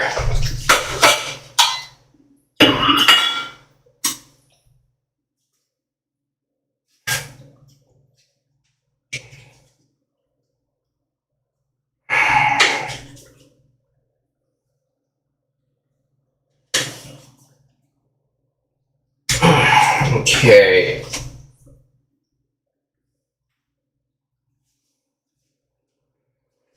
Actually, I can hear that already starting to bubble at the bottom, so that's a good sign. In fact, I believe we're supposed to actually punch holes in the rice. But I'm hoping pressing it down should be enough. There we go. However, alright, put this in the sink, or fridge rather. Okay.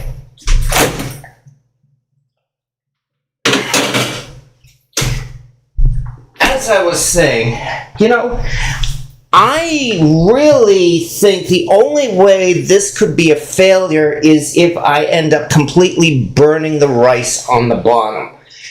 Other than burning the rice, the worst that can happen would be we don't have crispy rice. However, we're definitely going to have cooked rice. So, one way or another, I'm looking forward to this. I mean, the stew is a nice simple beef stew that I've already had in the oven, in the pot for anywhere more than an hour or so.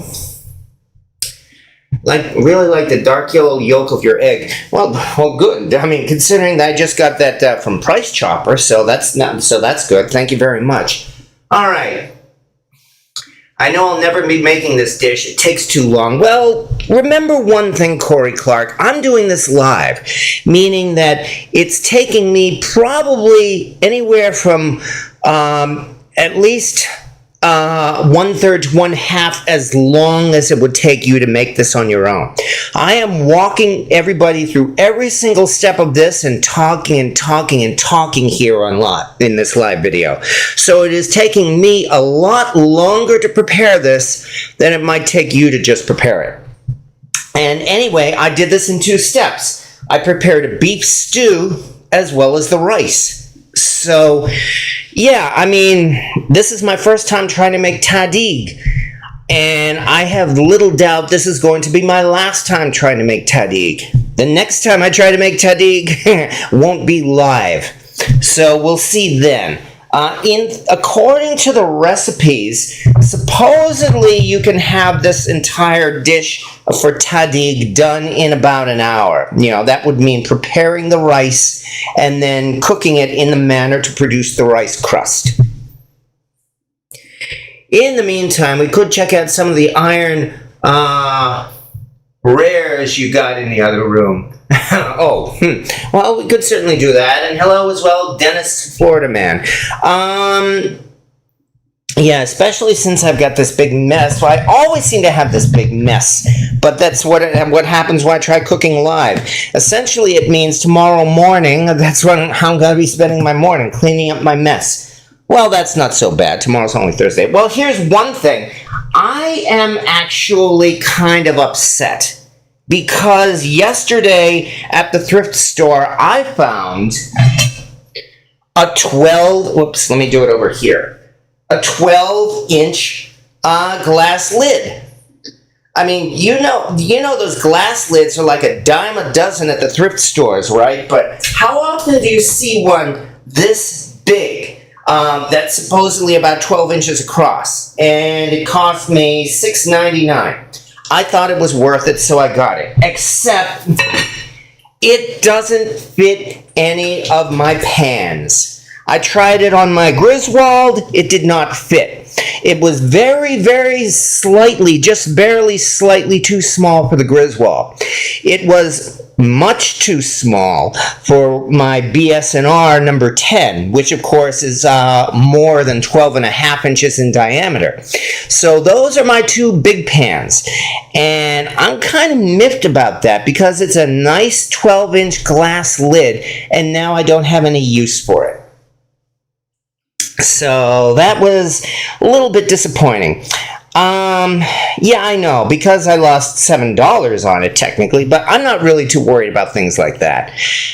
Which means I guess I'm going to have to give it away too. So it's not worth doing an actual giveaway contest for. You know, I'm thinking maybe I'll give it to Val. All right, let me say something. Val is moving to her new address, and congratulations to her for that. And she told me that the earliest she is going to be there at her address is a week from Friday, the 26th. And that is going to be the evening when I go and deliver her cast iron pan that she won in my giveaway contest. So I'm going to consider this a housewarming present for her, and I'm very pleased to be able to do that. I don't reveal people's personal information on the internet, so all I'm going to say is that she's somewhere in New York. I mean, if she wants to say more, she can certainly do so, but it is actually within driving distance, so I'm happy about that. So in a week from Friday, I'll be taking a road trip up to bring her her pan. Maybe I'll bring her that 12-inch glass lid if she has a use for it. All right, from Florida also, make a bird bath out of it. Well, that's not out of the question. Okay, however, if you want me to show off some cast iron pans, I still have those number 3 skillets that I used to make those cookies over the weekend. They're washed out and cleaned. Ugh. But I actually have not put them away yet. So that means I guess we can turn this around. Here we go. These are the pans that I used to make my 8647 cookies, which turned out great, by the way. It's what I said when I was making the cookies. I love making homemade chocolate chip cookies in cast iron. They are so easy to make. They're almost a can't-fail recipe. And they turn out so much better than store-bought stuff, including store-bought cookie dough. Anyway, I used my chocolate chip cookie recipe that I have on my website. And I used the section of the recipe for making a chocolate chip cookie in a 10-inch cast iron skillet. And it was no difficulty at all for that amount of cookie dough to fill these 4 number 3 skillets, including this one, which is a favorite Pequaware number 3. I do believe all of these, I think, were flea market finds. So yeah, I was quite happy to come across a favorite, especially a number 3. You know, number 3s are like crack. It's like they're so easy to collect because they take up so little space, relatively speaking, on my rack. So as a result, I've got at least 15 number 3s. 15, 1-5, not 50, including this one. The next one These other three are all BSR. This one is the Birmingham Stove and Range Pit-a-Pat's Porch skillet, which they actually made during their Century Series era, which was anywhere from like the 1960s up until maybe the 1980s or so. And this particular restaurant, Pit-a-Pat's Porch, for years they used these to serve their meals to their customers, and they gave away these cast iron pans for free. They did this for at least a couple of decades or so. I don't believe they sold them. I'm not sure if Pit-a-Pat's Porch is still in business. I think there might be a rumor that they actually went out of business during the pandemic. I hope not. But nonetheless, because they gave these things away for free, they are all over the place. And quite a few vendors do sell Pit-a-Pat's Porch skillets when they find them. I managed to find this one on eBay at a decent price, and so once again I couldn't resist. Interestingly enough, this particular one has a casting flaw. If you look here on the side, I examined this closely and I did a close-up of this to be sure that this was not a chip or a crack, and as best as I can tell, it was not, which means this is a casting flaw. Anyway, this is a nice number 3 BSR. Here, on the other hand, is a Red Mountain BSR, which again was from their maybe Century, maybe Red Mountain era. You know, the BSR collectors are arguing so much as to whether this is a Century series or if this is a Red Mountain series. I mean, it definitely has smaller ears, and it does have a more professional looking size and the size, number, and letter, which means I can only say that this is probably a Century Series pan, but it could be a Red Mountain Series pan. BS&R started, they redesigned their molds and went into mostly automated production in the 1940s. My estimate, which is really no more than a guess, is that they upgraded to automated production sometime in the boom period after World War II. So we're talking like the late 40s. Then, in the early 1950s, they renamed their line from Red Mountain to Century Cookware. And they continued to make pans that look like this with the exact same design for almost another 15 years or so. So they were actually making more of these as Century than they were as Red Mountain, but they were making some of them as Red Mountain. Without the label, there is absolutely no way to know if this is Red Mountain or Century. So, because of this, I go with the crowd that just calls these Red Mountain pans, just because that's what the design is. You know, it simply has the number, it has the size, number, and the letter. So, I mean, technically it's Red Mountain, possibly Century, but I just still call it a Red Mountain number 3. All right, or sticks in the pot. Oh yeah, that's the other thing. Good point.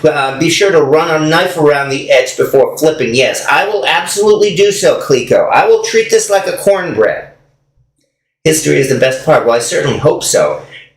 Dubs gifted me a Hemingway's number 3. Nice, made by BSR. Hemingway's Providence. Really? I do believe I've seen Hemingway's, but I didn't know it was from Providence, Rhode Island. That's interesting, actually. I have a number 3 ARC logo Lodge. Well, congratulations for you on that, Casey Brown. The ARC logo Lodge is one I would love to find in a number 3 size, just to have it.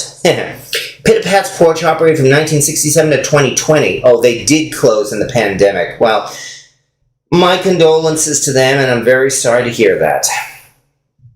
Okay, and the last of the number 3s is also a BS&R. This one is definitely post-1979, because that was the year that BSR made further modifications to their Century Series pans, and they put this mold ID number on it, the one that says 1H2. So this is absolutely made somewhere between 1979 and 1992. Notice the rough casting on the outside of this particular pan, whereas the inside has these wonderful swirls.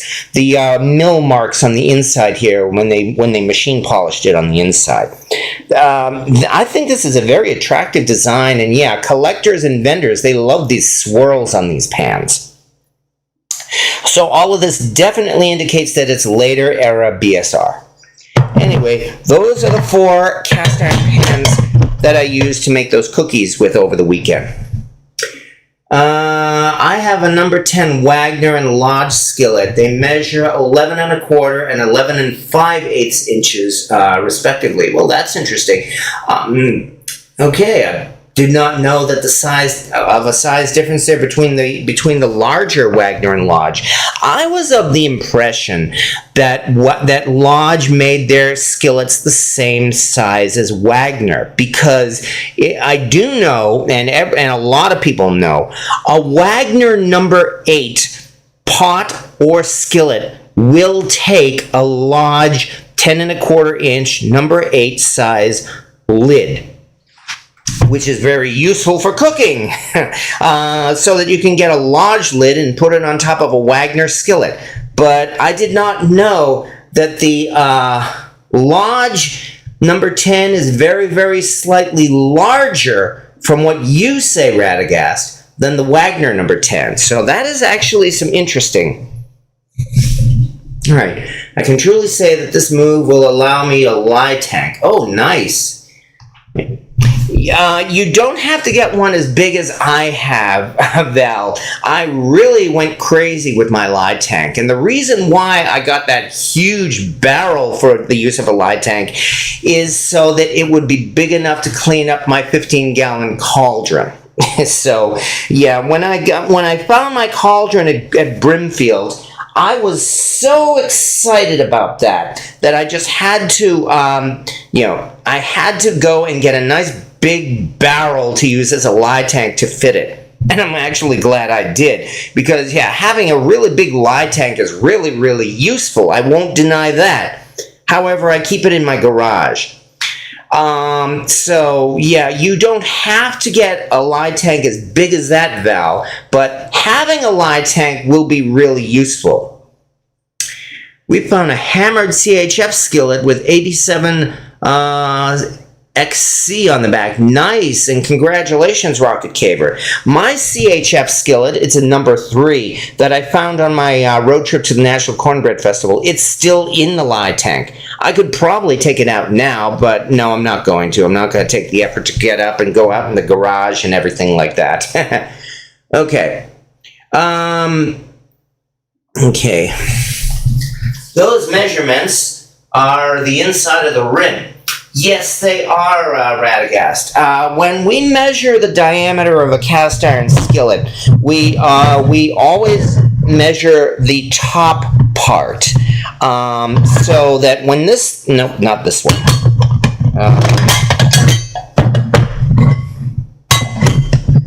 When this says 6 5/8 inches, if I'm reading that right, they're actually talking about from here to here. The inside is very, as you can see, because of the because of the angle, the cooking surface is less than that.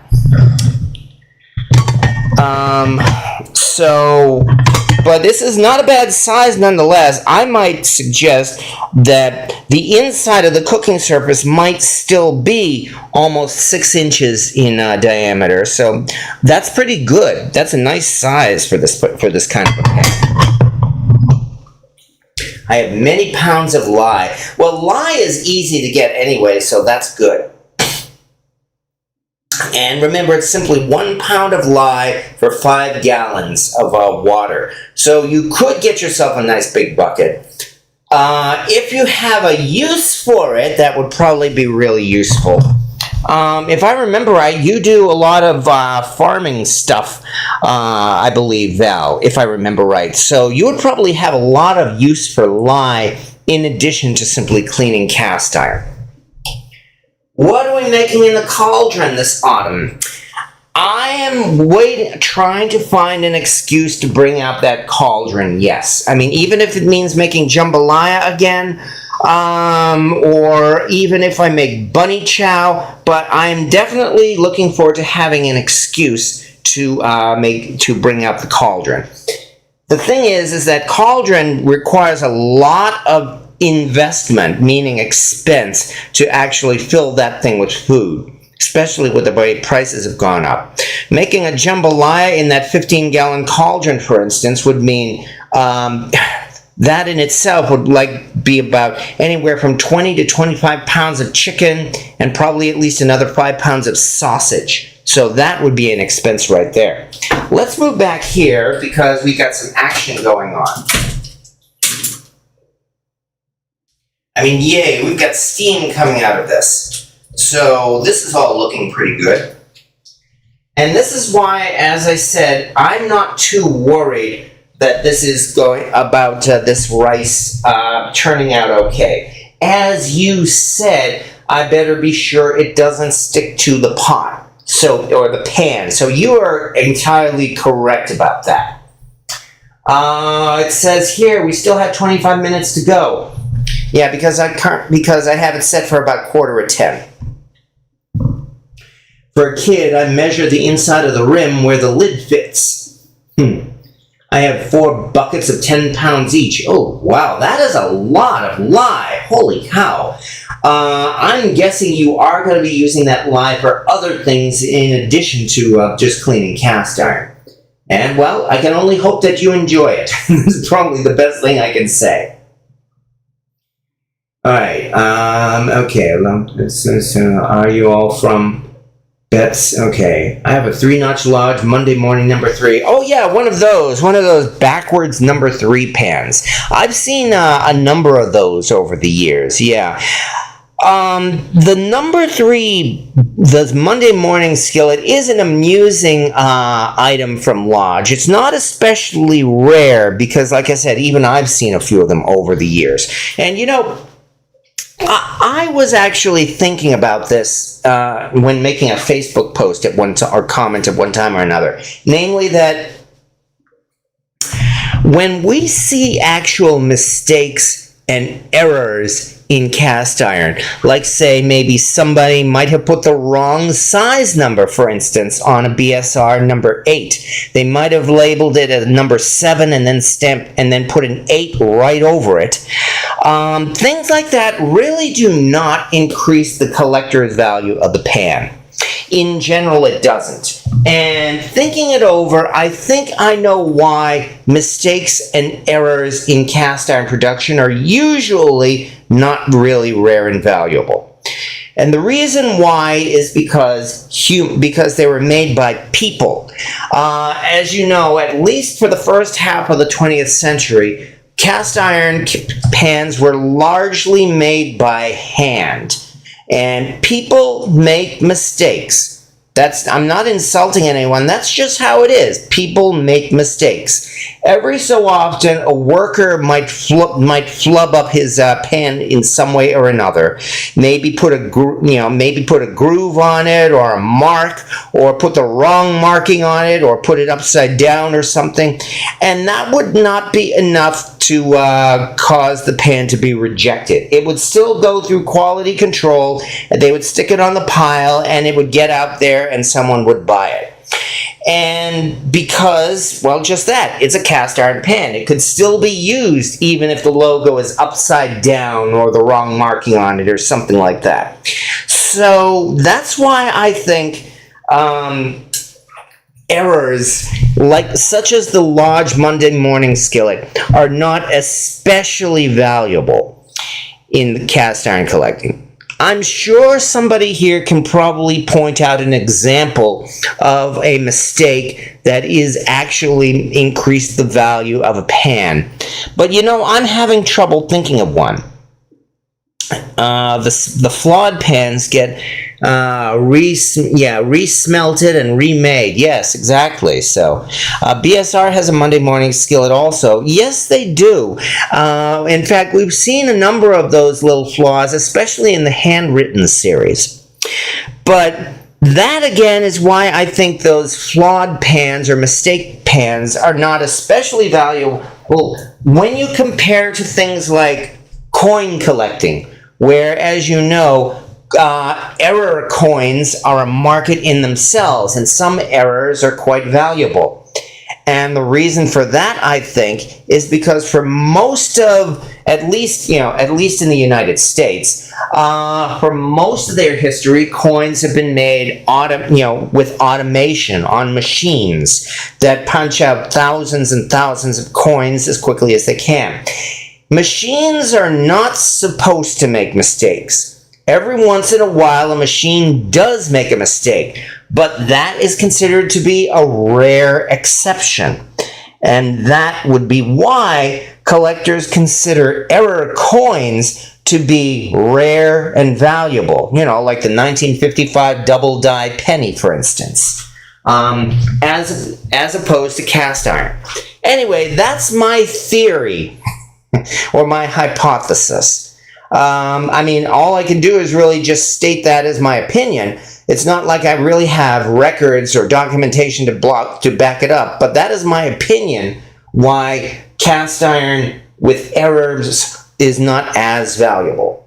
We're now down to 20 minutes left for the rice. Okay. Mine is very valuable. My mother gave it to me. Well, there you go, Corey Clark. That is a real reason for a pan to be valuable. Other than, say, the genuinely rare pans like the Erie Spider. Yeah, over the last weekend, as some folks may know, Lodge Cast Iron had a huge auction at their South Pittsburgh site, and they included an online auction as well.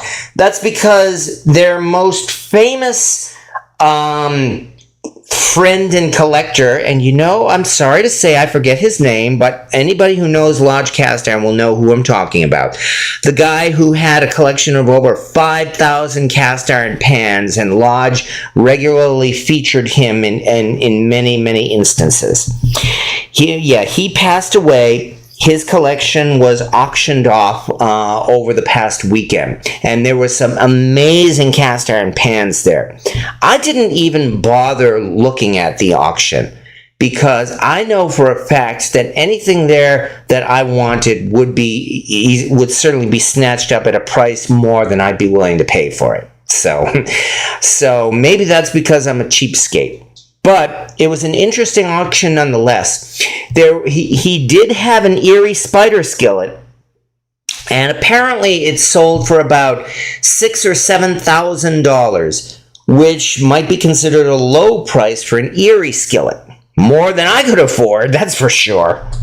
So congratulations to the person who got the Erie Spider skillet from him. Mine is very valuable. When I make a mistake at work, it was only costly to me. Well, there is that, Radagast, so we try to be careful about that. This might be the longest you've seen me on.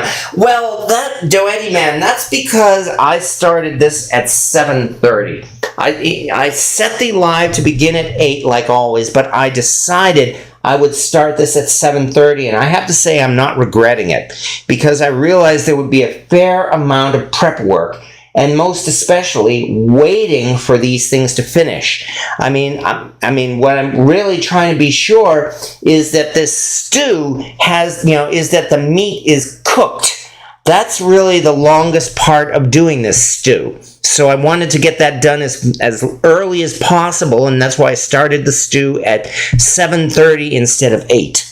I can only hope that it will be done in the next 17 minutes when the rice will be done. I have done a couple of long live videos, and I do agree this is turning into one of the longer ones as well. But that's just how it turned out. So, normally, and to be honest, I was kind of hoping that everything would be done by now, but I kind of fell behind schedule, unfortunately, which is why, as you mentioned, you said that you're not going to make Tahdig because it takes too long. And this is where I'm repeating what I said earlier. I took my time doing this because I'm talking on a live video, talking and talking and talking. And if you were to make this yourself in your own kitchen, it would probably be a lot faster than what I'm doing here. Kohl's sells the Food Network cast iron. I found a Food Network cast iron number 10 at Goodwill. I use the most. Well, congratulations, Dennis, Florida man. It is made in Asia, yes, but there's nothing wrong with that. What's important is that you've got yourself a nice, good cast iron pan, and you're getting a lot of use out of it. So continue using it. That is really the best I can say there. Okay. All right, let me double check some of these things here and see if I've missed anything or not. I'm also glad that this all worked. I actually scheduled this live video in advance, so I'm getting a little better at this streaming stuff. Finally. Try that dish in a 30 Le Creuset. Might be a foreign metric job. Oh, you're talking about the Tahdig, I think. Oh, are you talking about the glass lid? Well, the glass lid itself is definitely made in the USA, which means it's probably Pyrex.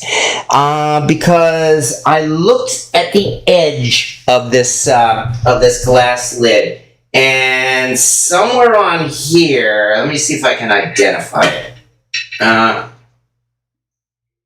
Here it is. It's very hard to see, unfortunately. Maybe if I move it around a little bit, you might be able to see a reflection of it or something. But in there, yeah, you can see, I'm moving it right now on the camera. You can see a mark that simply says USA 14.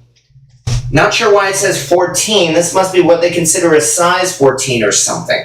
But the fact that it says USA, my understanding is that means it is indeed, well, obviously USA made, and I do believe that means it's Pyrex as well. It's yet another one of those ones that were originally made for crock pots. I think most of the ones we see at thrift stores are made for crock pots, in fact. All right, that's one thing I should do at this point. Start cleaning up a little bit of my mess so that when the rice comes out, I will be able to clean it. You know, I'll be able to, well, serve it. Okay, so that means we move this away. I will put these threes back in the other room.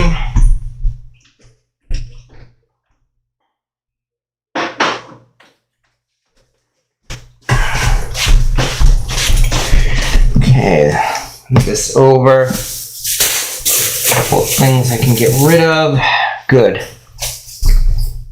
And finally, this yogurt, and this lime juice too, for that matter, goes into the fridge.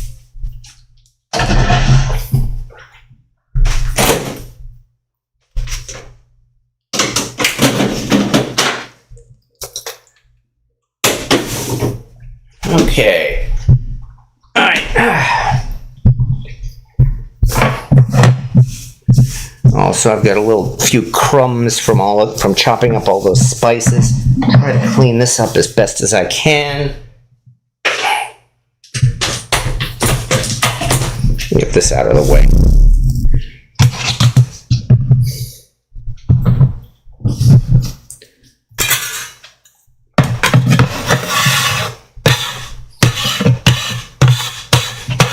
Wash my hands too.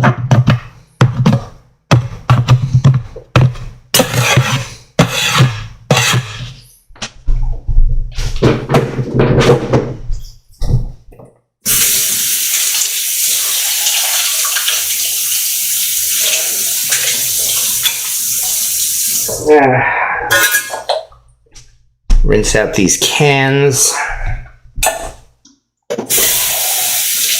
We're down to 12 minutes.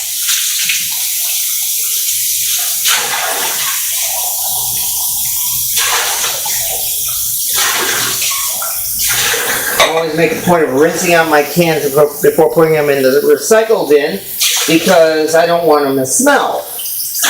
and that especially applies to cat food.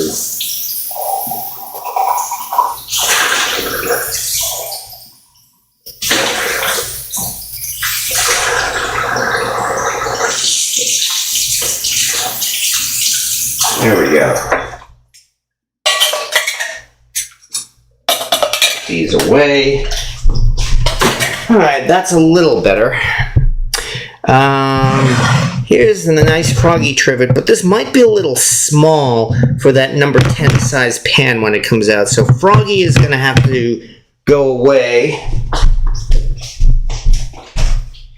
And I think I'll bring out what is probably my favorite trivet for serving. This nice big oval trivet.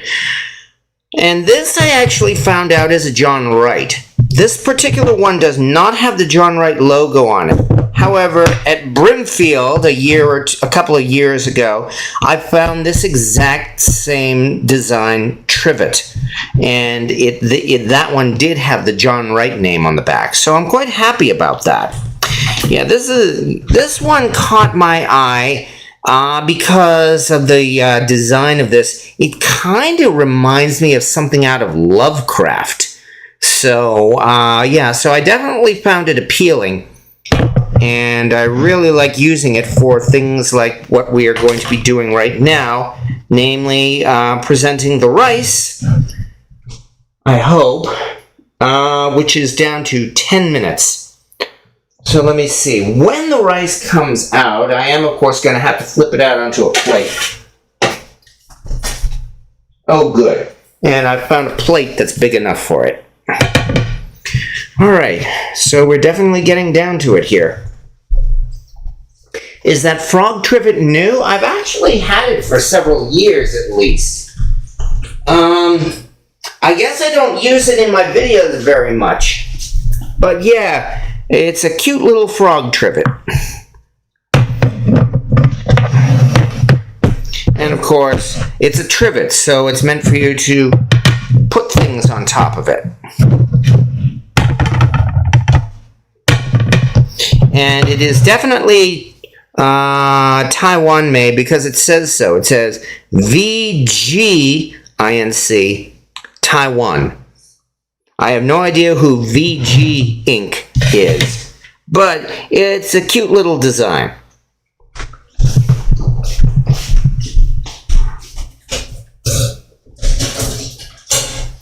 Those who know that collecting cast iron trivets is yet another of those little side hobbies of this cast iron hobby that you can find yourself getting caught up with if you're not careful. Otherwise, you could end up with a whole bunch of trivets, and again, trying to find use for them as many as possible. This was one of the first trivets I got, largely because the design does kind of resemble the Star of Chaos. And anybody who knows my channel knows why I consider this one to be something special.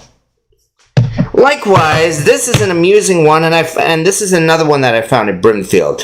This was originally a sad iron trivet. I mean, you could tell it's the same shape of a sad iron. However, if we turn it upside down, ramen. I have been touched by his noodly appendage.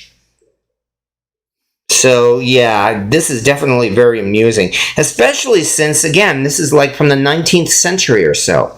Just an interesting coincidence. I've no doubt that it was originally meant to have this kind of a design, but instead it turned out that this kind of a design actually, as I said, made it amusing. Love coincidences like that.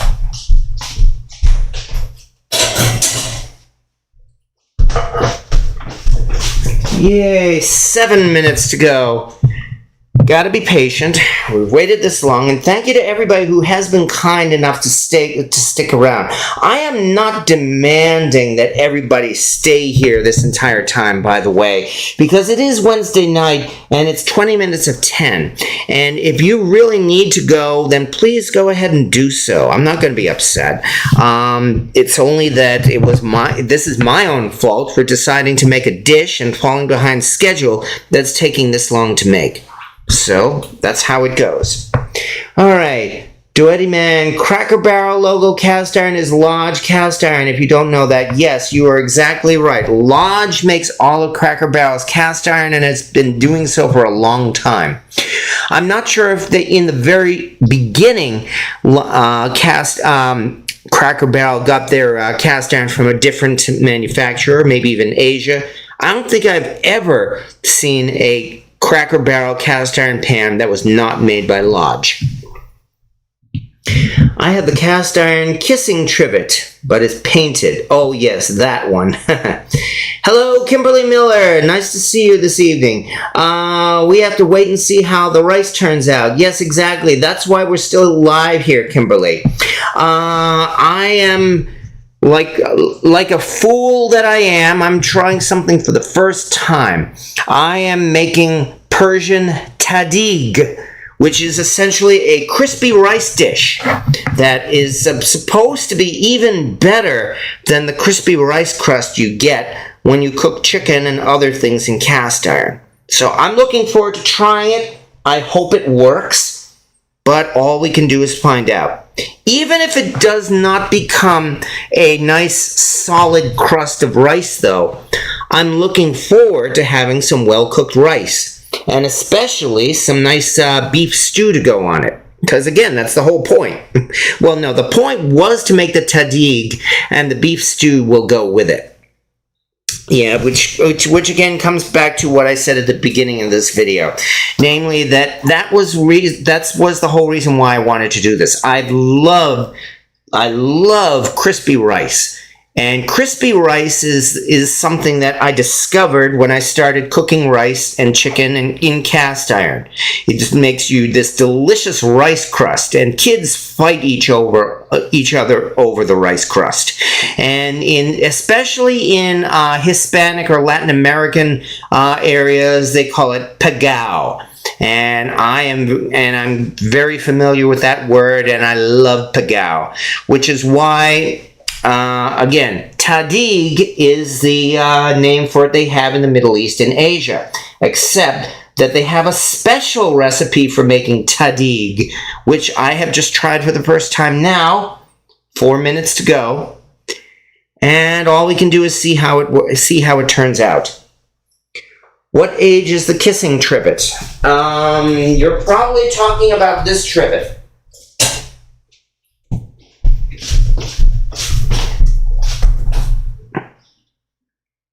Kissin' don't last, cookin' do. And this one does not really have any kind of a marking. It is a Wilton trivet, though. My understanding is that Wilton has been in business since about the 1950s or so. So arguably, this trivet could be that old. Oh yeah, and in fact, this was painted when I first got this. I did indeed strip this, and I threw it in the lye tank, and I seasoned it. So this was originally a painted skillet, but I decided to strip the paint. And I haven't regretted it.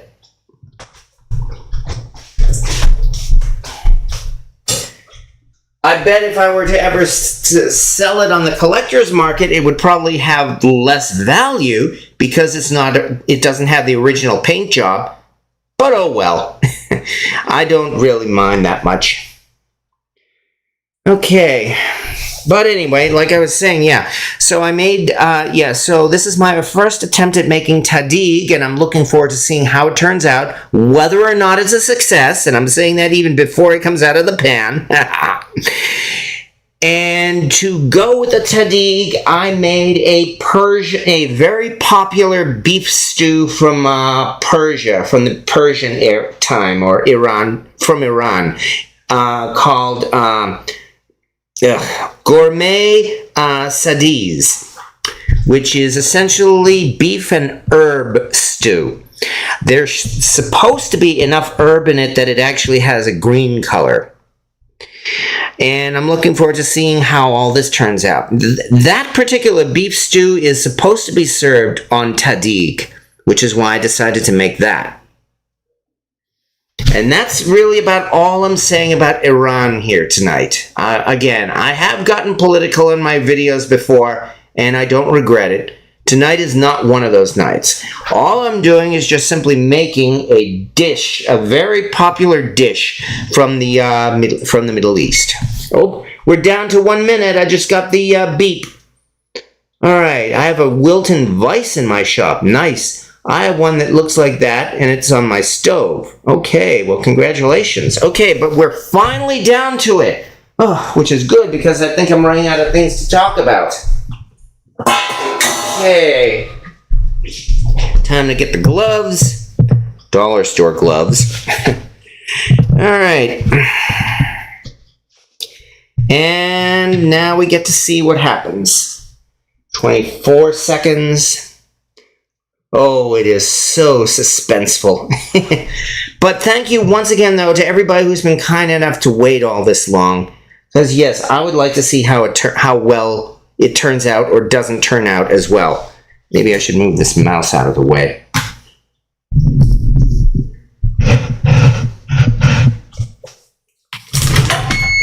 There it goes. And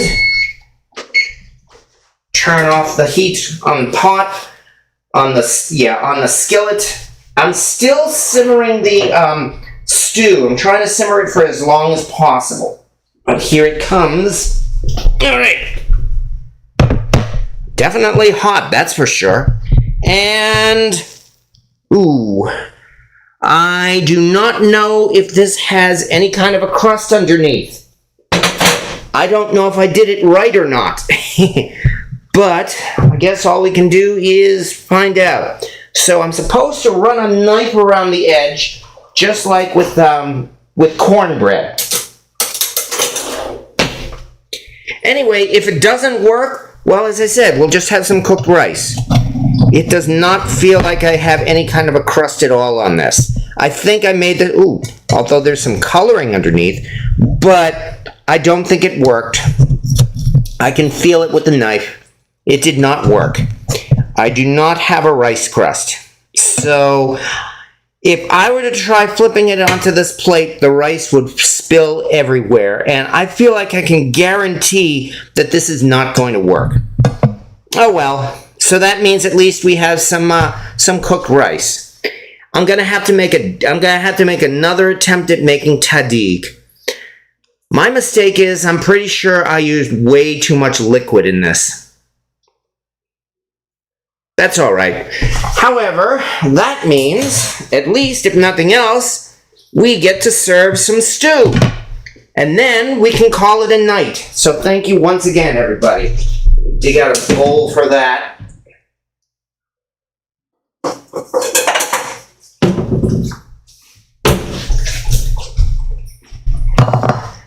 All right, where did that, here it is. Here's the same in here.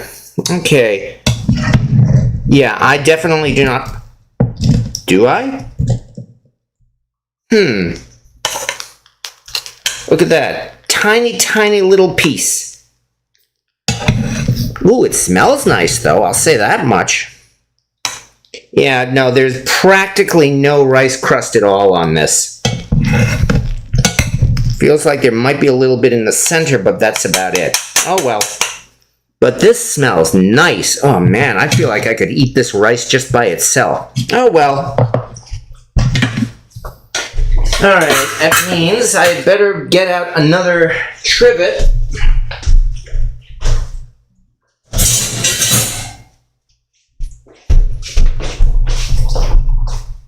And yeah, we'll do it here. Now comes the stew. Turn off the heat there.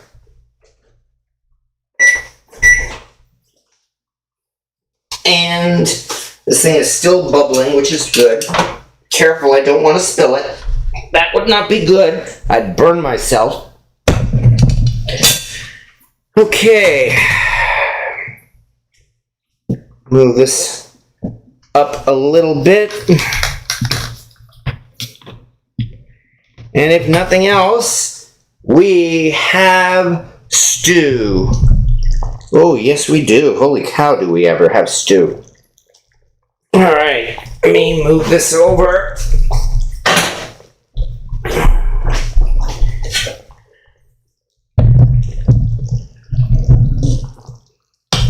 Does not have much of a green color, so I'm not sure how successful I made this either. These big things here were dried limes. Now they are completely soaked dried limes. And no, I'm not supposed to eat the limes. So I guess that means I can take the limes out.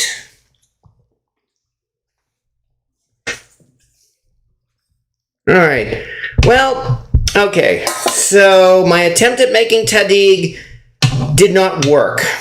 However, nonetheless, we still have beef stew on rice.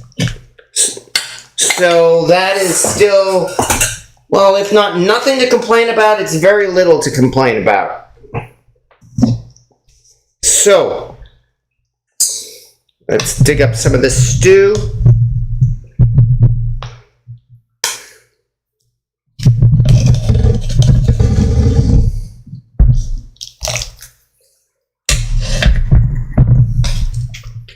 And there we are. Let's throw some more of this liquid on there too.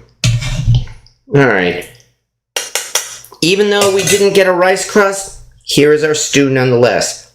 Steaming hot, piping hot. I'm going to have to wait before I try this. But I'm not going to ask anybody to wait any longer because, again, we are running late as it is. Still, as I've said many times, in cooking there are a few disasters and many learning experiences, but we can still eat the learning experiences. And I'm definitely looking forward to eating this learning experience. Oh well. Okay, so that means, yeah, but how does it taste? Well, okay, at the risk of burning my mouth, I guess. I'll do one mouthful at least, and then we're gonna call it an evening. Especially since I might burn my tongue off after this, and I may not be able to talk. Yeah. However, let's get a nice scoop there.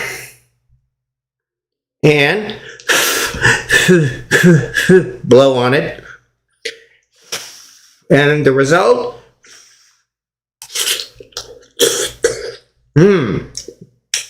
Nice. Oh, man. Oh, this definitely has a very savory taste from it, from the lime juice. Maybe even a little too savory. I think the rice is supposed to sweeten it up.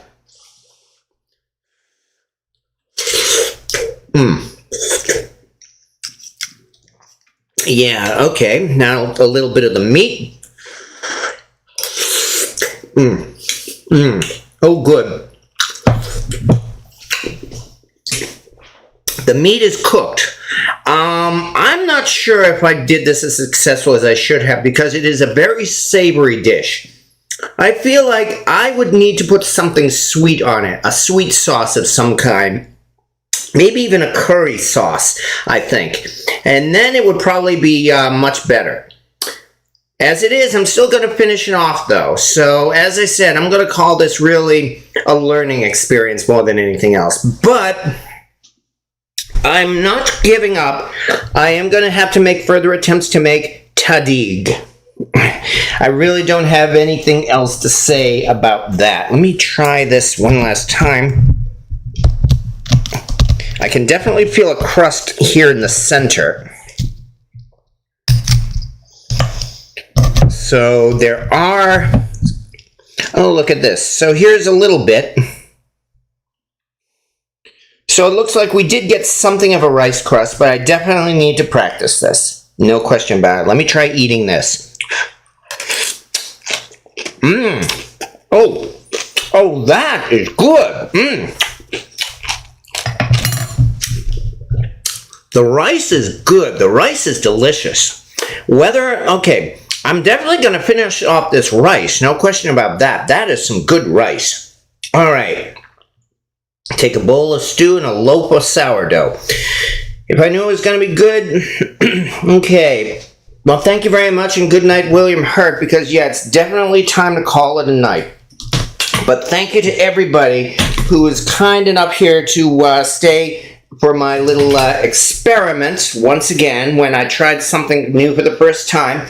And while this is not a smashing success, I will be the first to admit that. This rice is delicious. I think I definitely would need to add something sweet to the stew, which I will have to do because, I put a lot of effort into that stew, but I will certainly do so. You know what might work? Maybe a little bit of honey. That might work. That and cinnamon. I'll try it later, though. I'm not going to keep you on camera for that. Excuse me. But nonetheless, though, thank you to everybody, though, who's been kind enough to be here this evening. And as always, I can only hope I've kept you entertained for the last couple of hours. So thank you to Keith Brookshire, and thank you to Radagast, and Val's Black Cats Ruled, and Rocket Caver, and Jamie Ledgerwood, William Hurt, and Corey Clark, and Mark Sieber, and everybody else, though, who's been kind enough to be here this evening. Because, as I've said, doing these live videos are a lot of fun. At least for me they are, and largely because of you folks having these conversations with you. And thank you very much for being here for that reason, and that's why I very much enjoy doing these each week. Which means it's time now to wrap this up and get ready for the weekend coming up. My mother's birthday is this coming weekend. Even though my mother passed on in 2020, of course I will always remember her. And so I will likely make her favorite dish, chicken, as a remembrance for her. And as well, we've got the first day of summer, yay, which means time to get into some hot weather and some summer cooking. And then, of course, next week, we'll do it all again. So thank you once again to everybody who have been kind enough to be here this evening, and I will all see you next week, and hopefully you'll be back, and I can only thank you, everybody, and we will try something else next week. And above all else, we'll have some fun talking about and playing with cast iron. So thank you once again for your time, everybody. And as always, as I like to say, see you next Wednesday.